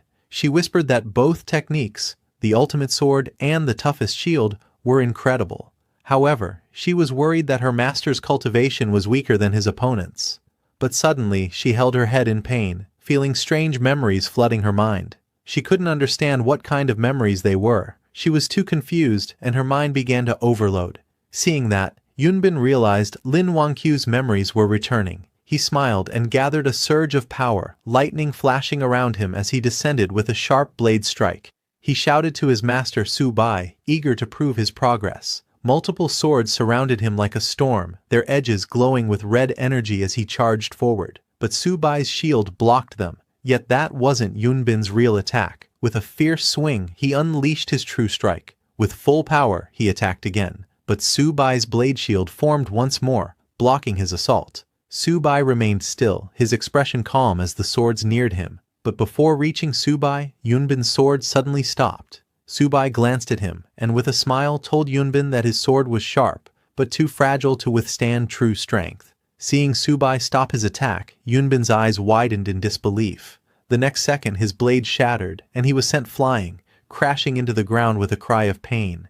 Seeing that, Lin Wangqiu was stunned. She praised Subai's incredible skill, realizing how deep and unfathomable his strength truly was. Yin Yun joined in, saying that even the most powerful sword could not pierce Subai's defense. His power stood far above their imagination. Even Little Snow was stunned, her eyes fixed on Subai. She thought to herself that their master was, as always, full of surprises. But then she scolded herself for such thoughts. How could she admire someone like him? No matter how powerful their master was, his wickedness could never be forgiven.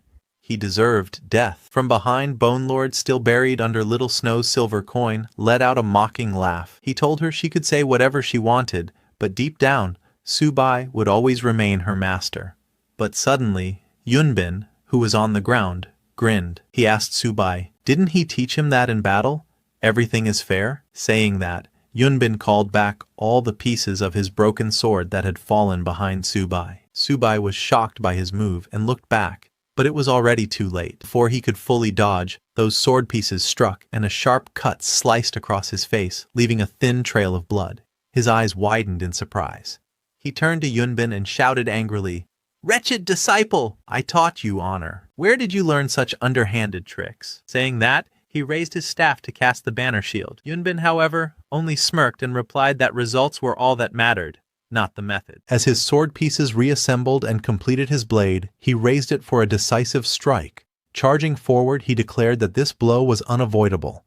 Subai looked up, seemingly unable to dodge. Seeing that, Lin Wangqiu screamed in fear, crying out for him not to be struck. Even Bone Lord panicked, realizing that at such close range, there was no way their master could escape. Birdman feared they would all be doomed alongside him. But Little Snow was shocked at how low her senior brother Yunbin had stooped. Yet deep down, she convinced herself it didn't matter. If it killed their master, then it was justified. Just as Yunbin's deadly strike was about to hit Subai, metallic arms blocked the sword. It was iron arms. Seeing him, everyone was stunned. Yin Yun was shocked, wondering how he was still standing. Even Little Snow's eyes widened as she realized that Iron Arms had broken free from her senior brother's suppression. Iron Arms struggled to block the incoming strike, gritting his teeth as sparks of lightning erupted from the clash. Sweat dripped down his face as he groaned in pain, trying to hold his ground. Yunbin stared at him in disbelief. He couldn't comprehend how a simple mutant from this world could resist his golden core level suppression. Gathering his strength, Iron Arms clenched his fists tightly and shouted with determination. Though he resented being bound as a servant, he couldn't stand idly by, not against the one who had once killed him, and not when his current master believed in him. Summoning all his power, he roared, vowing to fight with everything he had. With his iron fist, he struck forward, declaring that his fists would never bow to anyone's commands. With a powerful blow, he sent Yunbin crashing into the ground, the impact shaking the battlefield and scattering debris everywhere. Seeing that, Bone Lord grew motivated, and his body began to heat up. Energy surged through him as he stood up. With a thunderous roar, he declared his name, saying he would break free. His glowing eyes flared with determination as he raised his arms and lifted Little Snow's silver coin. Little Snow, standing nearby, stared in shock, realizing that a ghost had broken free from her treasure-fall coins. Something she thought impossible. Before she could react, Birdman descended from behind, telling Bone Lord it had his back, and urging him to attack together. Bone Lord and Birdman roared in unison, unleashing a surge of power as they charged toward Little Snow, ready to strike.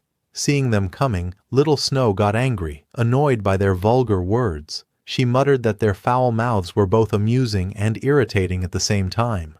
With determination, she raised her glowing coin and clashed head-on with Bone Lord. Their powers collided in a burst of light, the impact sending shockwaves rippling through the area. Meanwhile, Yunbin, though injured, stood firm on the cracked ground, admitting that breaking free from enslavement showed how impressive Iron Arms' strength was. He then, with cold fury, promised that next time he would make Iron Arms beg for death. He raised his sword, creating multiple shining illusions, 48 shadow swords in total, each one as deadly as a real blade. Iron Arms tried to block, but the overwhelming assault sent him crashing into a rock wall. He coughed in pain, unable to withstand the storm of strikes. Then, out of nowhere, a glowing rope shot through the air. Yunbin's eyes widened in shock as he recognized it, the Immortal binding rope, something strong enough to restrain even sky oxen. He couldn't understand why such a powerful item was here. Before he could react, the rope wrapped tightly around his body, binding him completely. Behind him stood Subai, holding the rope firmly, ready to strike again. Seeing Yunbin restrained, Iron Arms thanked Subai respectfully before turning toward Yunbin, who was still bound tightly by the rope. Gathering power in his fist, he charged forward with determination. His expression turned fierce as he punched Yunbin with full force, sending him flying backward. Without giving Yunbin time to react, Iron Arms unleashed a flurry of punches, striking repeatedly with incredible speed. Each hit landed powerfully, shaking the ground beneath them. Watching from a distance, Lin Wangqiu cheered loudly, saying she saw everything. Yin Yun smirked confidently. She believed Iron Arms' fists would completely crush their foe. But suddenly Iron Arms stopped as he noticed something strange. The body of Yunbin started to look unusual. His skin seemed rough and lifeless. Kneeling down, Iron Arms frowned and said something felt wrong, because Yunbin didn't look human anymore. He looked like clay. Subai immediately realized that Yunbin was using a nascent soul technique, one that allowed him to manifest his spirit. However, he also understood that performing such a technique while still at the Golden Core level came with a heavy cost.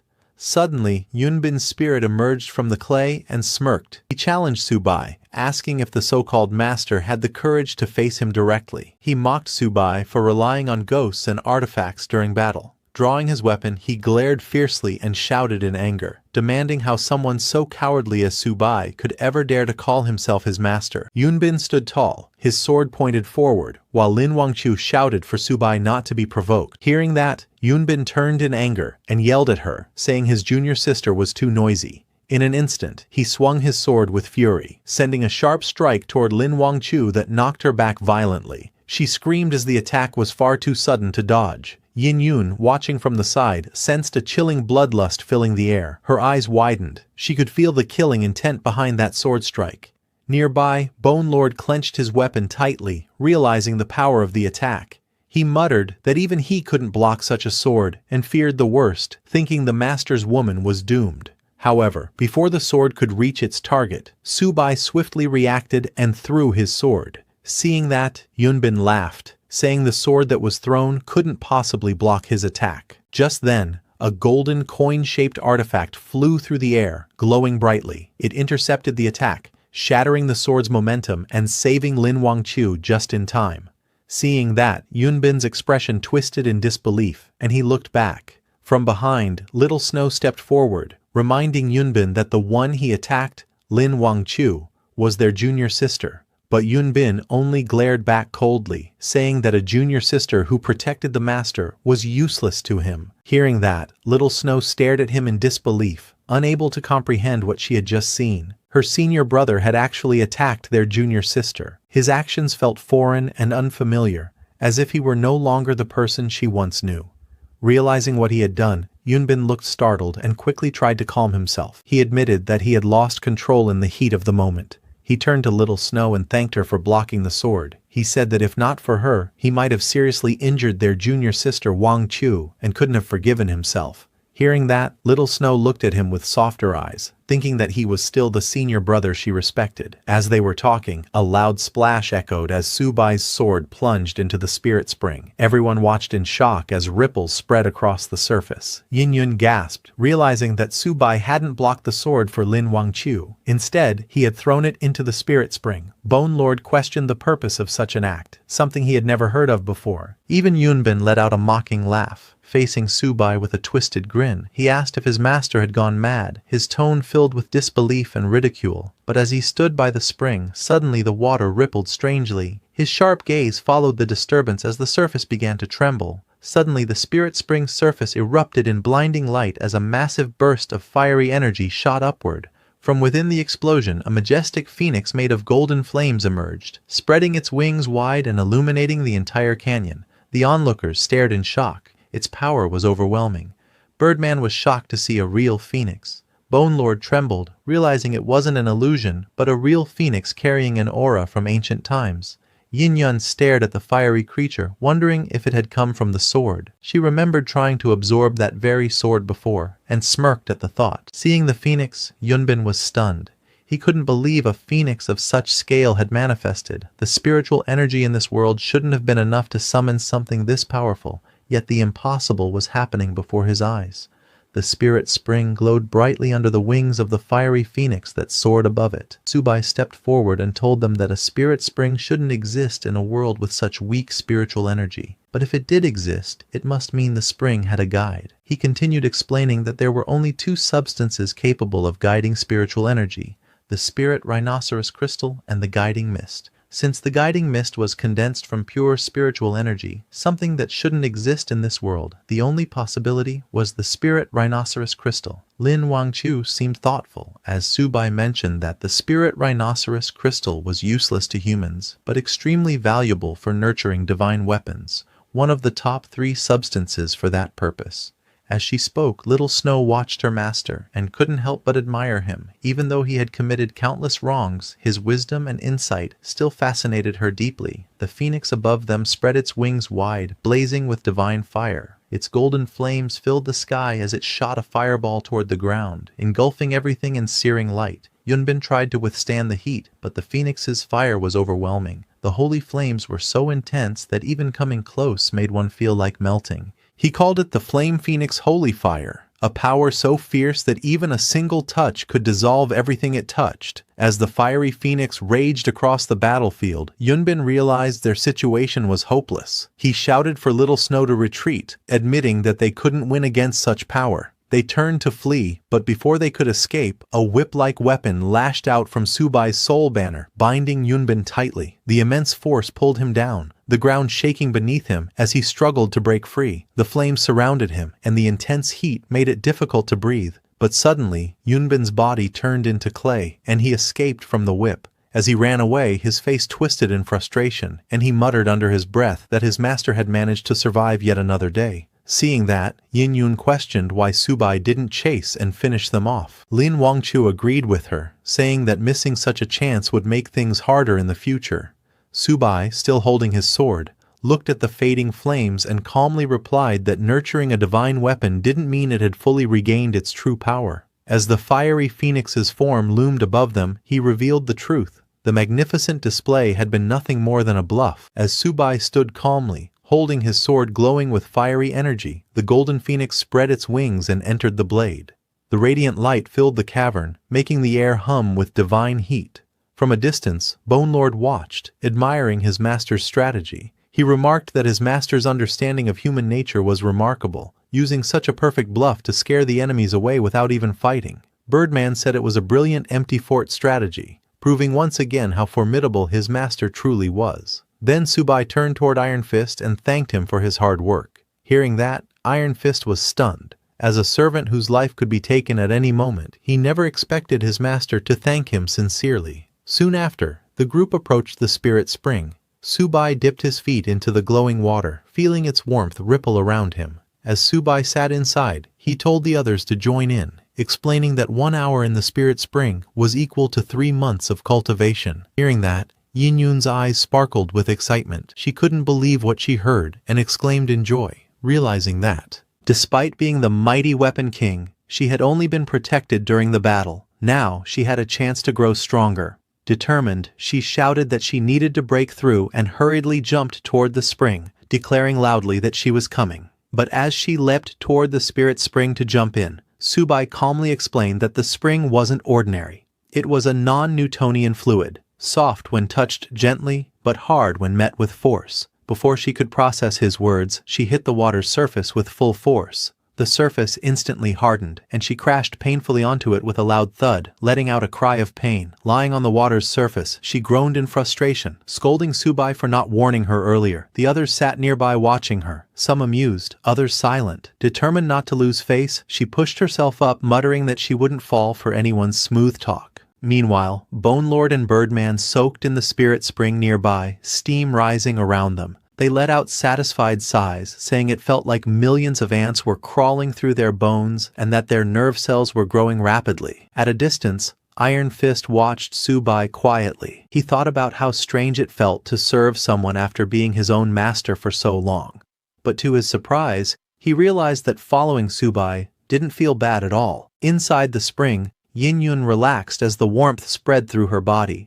The pain she had felt before disappeared, replaced by a tingling sensation. Her eyes glimmered as she sensed her power stirring once more. She was on the verge of a breakthrough. Lin Wangchu sat at the edge of the spirit spring, her expression firm with determination. She clenched her fists and told herself that she needed to awaken too. She couldn't keep holding Subai back. As her feet touched the glowing water, a wave of warmth spread through her body. She gasped softly, feeling both surprised and comforted by the strange sensation. Her entire body began to react as if something deep inside her was awakening. Immediately, memories started to surface. Visions of Subai's teachings filled her mind. She remembered his lessons, their battles together, slaying demons and exorcising evil across the land. The scenes grew darker. Corpses piled high. Natural disasters ravaged the world, and countless lives were lost. Her eyes snapped open, trembling as realization struck her. The man she admired, Subai, appeared in her memories not as a savior, but as the cause of endless calamity. Her voice shook as she muttered his name. Then, in a moment of awakening clarity, she corrected herself. He wasn't just Subai, he was her master. Anger surged within her. She stood up in the water, glaring fiercely. In her mind, she accused him of spreading chaos, causing disasters, and making millions homeless. In fury, she called him what she now believed him to be, a demon. As the energy within the spirit spring surged, Subai opened his eyes, sensing a shift inside his body. The system window appeared before him. His realm had advanced to the early golden core stage. A faint smile formed as he realized he had finally broken through. Golden light pulsed within his body. The energy channels inside him felt smoother, his senses sharper. Everything around him, every sound, every ripple, felt clearer and more alive than ever before. He looked around and noticed the others in the spring, his servants and undead. Their emotions and thoughts seemed to echo faintly in his mind.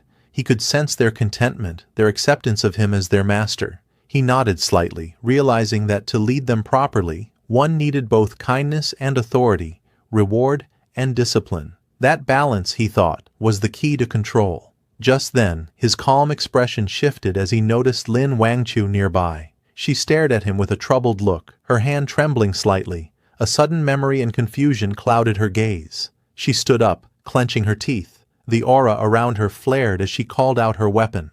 Flames burst forth, and her sword materialized with a flash. "Phoenix Cry!" she shouted, her killing intent filling the air. She raised the weapon, pointing it at Subai. Her voice was sharp and trembling with anger. She called Subai Master, then corrected herself and called him a demon, saying he should have died long ago. Lin Wangchu's eyes burned with fury as she lunged forward, her weapon igniting in brilliant flames. She screamed for him to give her his life, the fiery aura swirling around her like wings of destruction. Subai stood calmly in the spring, watching her approach. The heat from her attack rippled through the air, shaking the ground beneath them. Nearby, the others reacted in shock. Yin-Yun gasped, unable to believe what she was seeing. She couldn't understand what was going on. Why was little sister Lin attacking Mr. Su? Bai? Iron Fist was equally stunned and shouted that she was just an ordinary person a moment ago.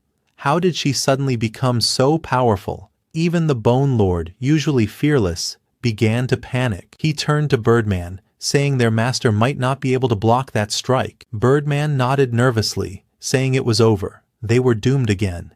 Seeing Lin Wangchu coming, Subai analyzed the situation calmly. Lin Wangchu had just regained her past memories, and her current strength should have only reached the foundation establishment stage. However, her sword, Phoenix Cry, was her personal weapon, and it had just absorbed the spirit rhinoceros crystal, making it far more powerful than before. He realized this attack was overwhelming. The sword strike was too strong for him to block in his current state, unless he took a desperate measure. His eyes hardened with resolve. He thought that if he couldn't stop her attack any other way, he would self-destruct his golden core and rebuild it later.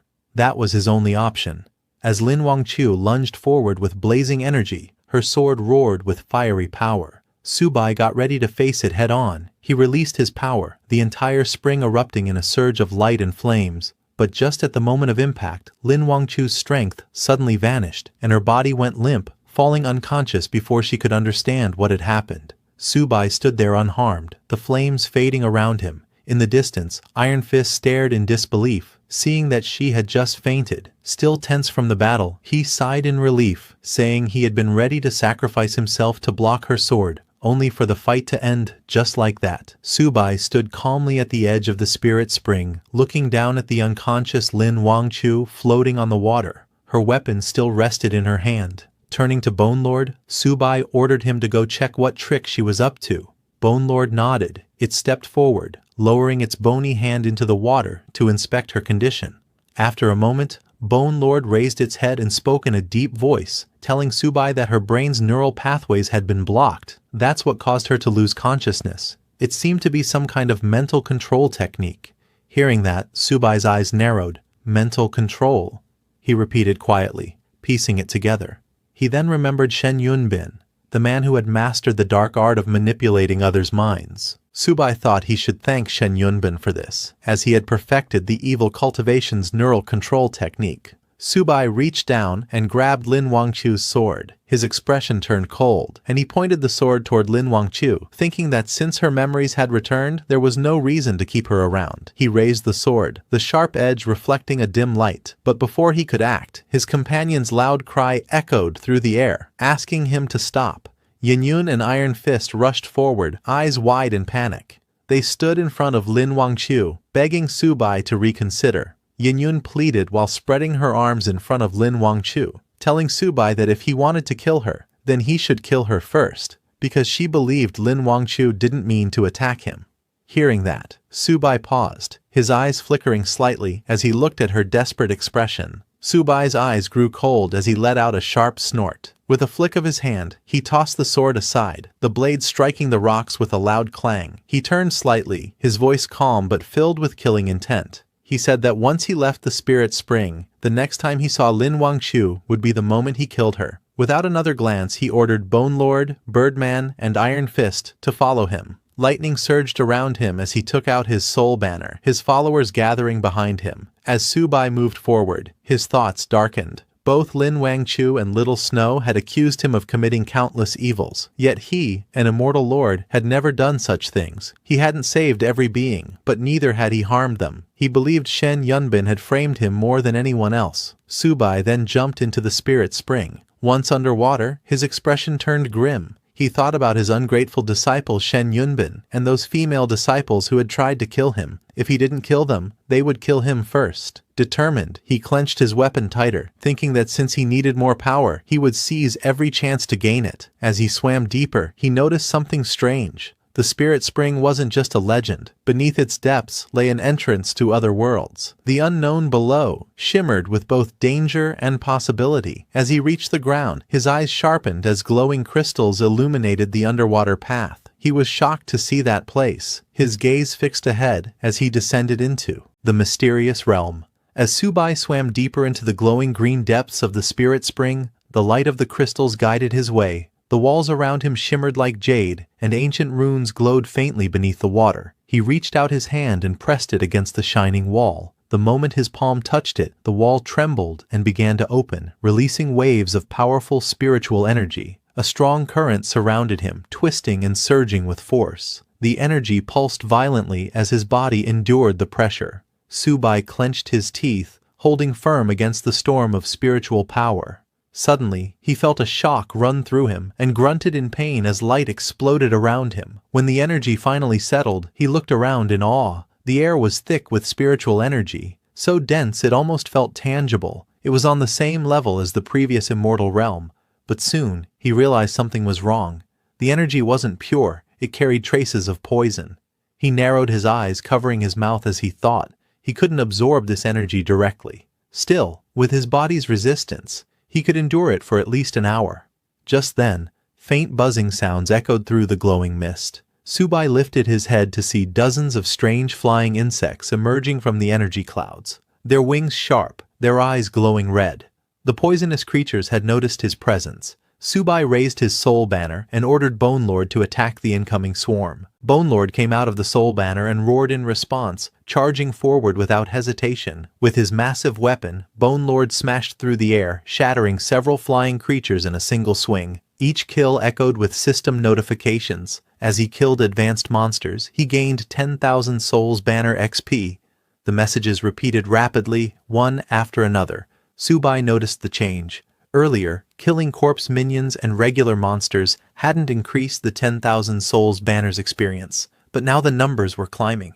He realized the truth. These mosquito-like creatures were advanced class monsters, and there were countless of them swarming around. A faint smile formed on his lips as he muttered that this smelled good. Sensing the surge of energy in the air, he raised his weapon, the 10,000 Souls Banner, as ghostly wails filled the space around him. The banner spun violently, drawing in the souls of the fallen monsters. Meanwhile, Bone Lord, Birdman, and Iron Fist devoured some of those monsters' souls. Iron Fist bit down on one of the creature's souls, green liquid spilling from his mouth. He laughed, saying this was delicious and that it felt like his strength was growing again. Bone Lord looked out in excitement, saying he saw a huge batch up ahead. Subai's eyes glinted coldly as he raised his hand and ordered them to charge and kill them all. His army roared in excitement, rushing forward as the air filled with the sound of wings breaking and the cries of the damned. The 10,000 Souls Banner began to glow brightly as its level rose to 6. A system message appeared, revealing its new ability. It could now pull in 100 souls at once, forcing them to battle among themselves until only the strongest remained. The victorious soul would then stabilize and take up a regular undead slot.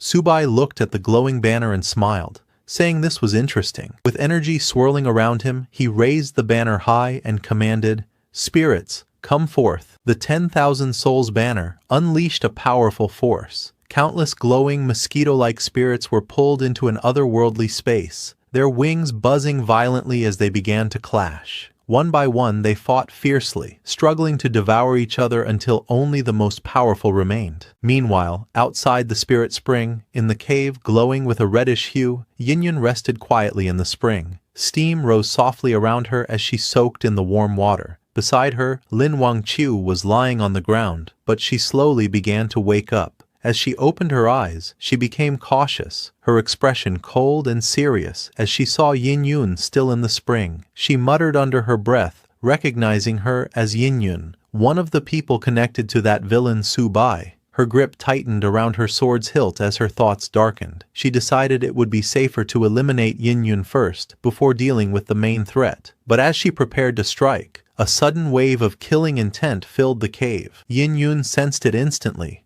Her sharp eyes flashing open, she stared toward Lin Wangqiu, her calm replaced by focused alertness. In that moment, Yin Yun realized Lin Wangqiu had changed. She was no longer the kind or innocent girl she once knew. Yin Yun clenched her weapon underwater, annoyed at herself for saving Lin earlier. She thought she should have left her to Su Bai. Still, if Lin dared to attack, she was ready to strike back and break her leg in a single blow. Lin Wangqiu raised her sword, ready to act, but hesitation filled her mind. Her thoughts wavered. A villain is a villain, but Yin Yun is Yin Yun, so why can't I do it? Her hands trembled slightly as reason returned to her eyes. Lowering the blade, she whispered to herself that she couldn't recklessly kill the innocent, even in a world full of enemies. As Lin Wangqiu turned to leave the cave, Yin Yun, still in the hot spring, looked up in surprise and asked where she was going. Lin didn't answer. Her steps were unsteady, her hand pressed against her head as she muttered in pain.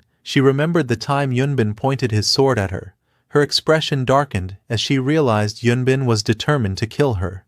Thinking of her past, Lin Wangqiu's heart twisted. She whispered about her senior brother, wondering if he truly wanted to kill her just because she had chosen to stand by her master. And yet, her evil master had held back when dealing with her. Her head throbbed again, and she clutched it in pain. The more she tried to think clearly, the more confusion clouded her thoughts. Emerging from the cave into the light, she gazed at the blue sky and spoke softly to herself. She called her master a villain, someone unforgivable, and convinced herself that if he lived, the world would fall into chaos. She repeated again and again that she should trust and follow her senior brother. Just then, cold laughter echoed through the air, familiar and eerie. Lin Wangqiu froze. Her eyes widened as she recognized the voice. It was her senior brother's laughter. Pain shot through her head as the laughter grew louder, echoing endlessly in her mind. She screamed, clutching her temples in agony. Dark birds flew up from the forest below, scattering into the bright sky as Lin Wangqiu fell on the mountain path, unconscious. At the same time, in the spirit spring, as the 10,000 Souls banner spun in midair, violent energy surged throughout the area. The air trembled as countless souls trapped within the banner clashed against one another in a chaotic storm of power. Su Bai sat calmly at the center of it all, eyes closed, while his Bone Lord stood guard beside him. The battle between the gathered souls intensified, bright bursts of blue light erupting in every direction. Iron Fist raised his armored fist, protecting the area from the soul fragments flying out of control. Moments later, Su Bai opened his eyes and said calmly that the banner had already collected 100 souls. Any more would be useless, as these mosquito-like creatures no longer granted him experience. It was time to move on. He stood up, gripping the 10,000 Souls banner tightly. Just then, the ground shook, and a strange sound echoed through the air. His eyes narrowed as something massive stirred in the distance. A swarm of glowing mosquitoes filled the space, parting to reveal a giant among them, a monstrous insect that radiated overwhelming pressure. Its wings buzzed like thunder, and countless lesser creatures hovered around it in perfect formation. Su Bai's expression hardened. Seeing that, Iron Fist shouted that it was a commanding-level beast, a creature capable of leading an entire swarm. Bone Lord could feel the creature's presence pressing down on them. He was amazed by the creature's strong aura. Immediately, the commanding-level mosquito beast charged forward, its sharp legs slicing through the air with deadly speed. Su Bai gripped his weapon tightly, his eyes narrowing as the massive insect lunged at him. But before it could touch Su Bai, Iron Fist stepped in to block the attack with his armored arms. The impact was too strong. His armored arm shattered under the force. He fell back, clutching his injured limb in pain, muttering through gritted teeth that his arm was broken. Bone Lord quickly moved beside Subai and spoke in a deep, urgent tone, warning that this place was not suitable for a prolonged fight. He advised his master to withdraw before the situation worsened. Subai stood silently for a moment, thinking. His poison resistance was nearing its limit, and staying longer could be dangerous. Still, his gaze hardened as he looked at the giant mosquito beast hovering before him. Leaving now would be the safe choice, but letting such a valuable creature escape would be a great loss. With determination burning in his eyes, Subai decided that abandoning this treasure would be truly regrettable.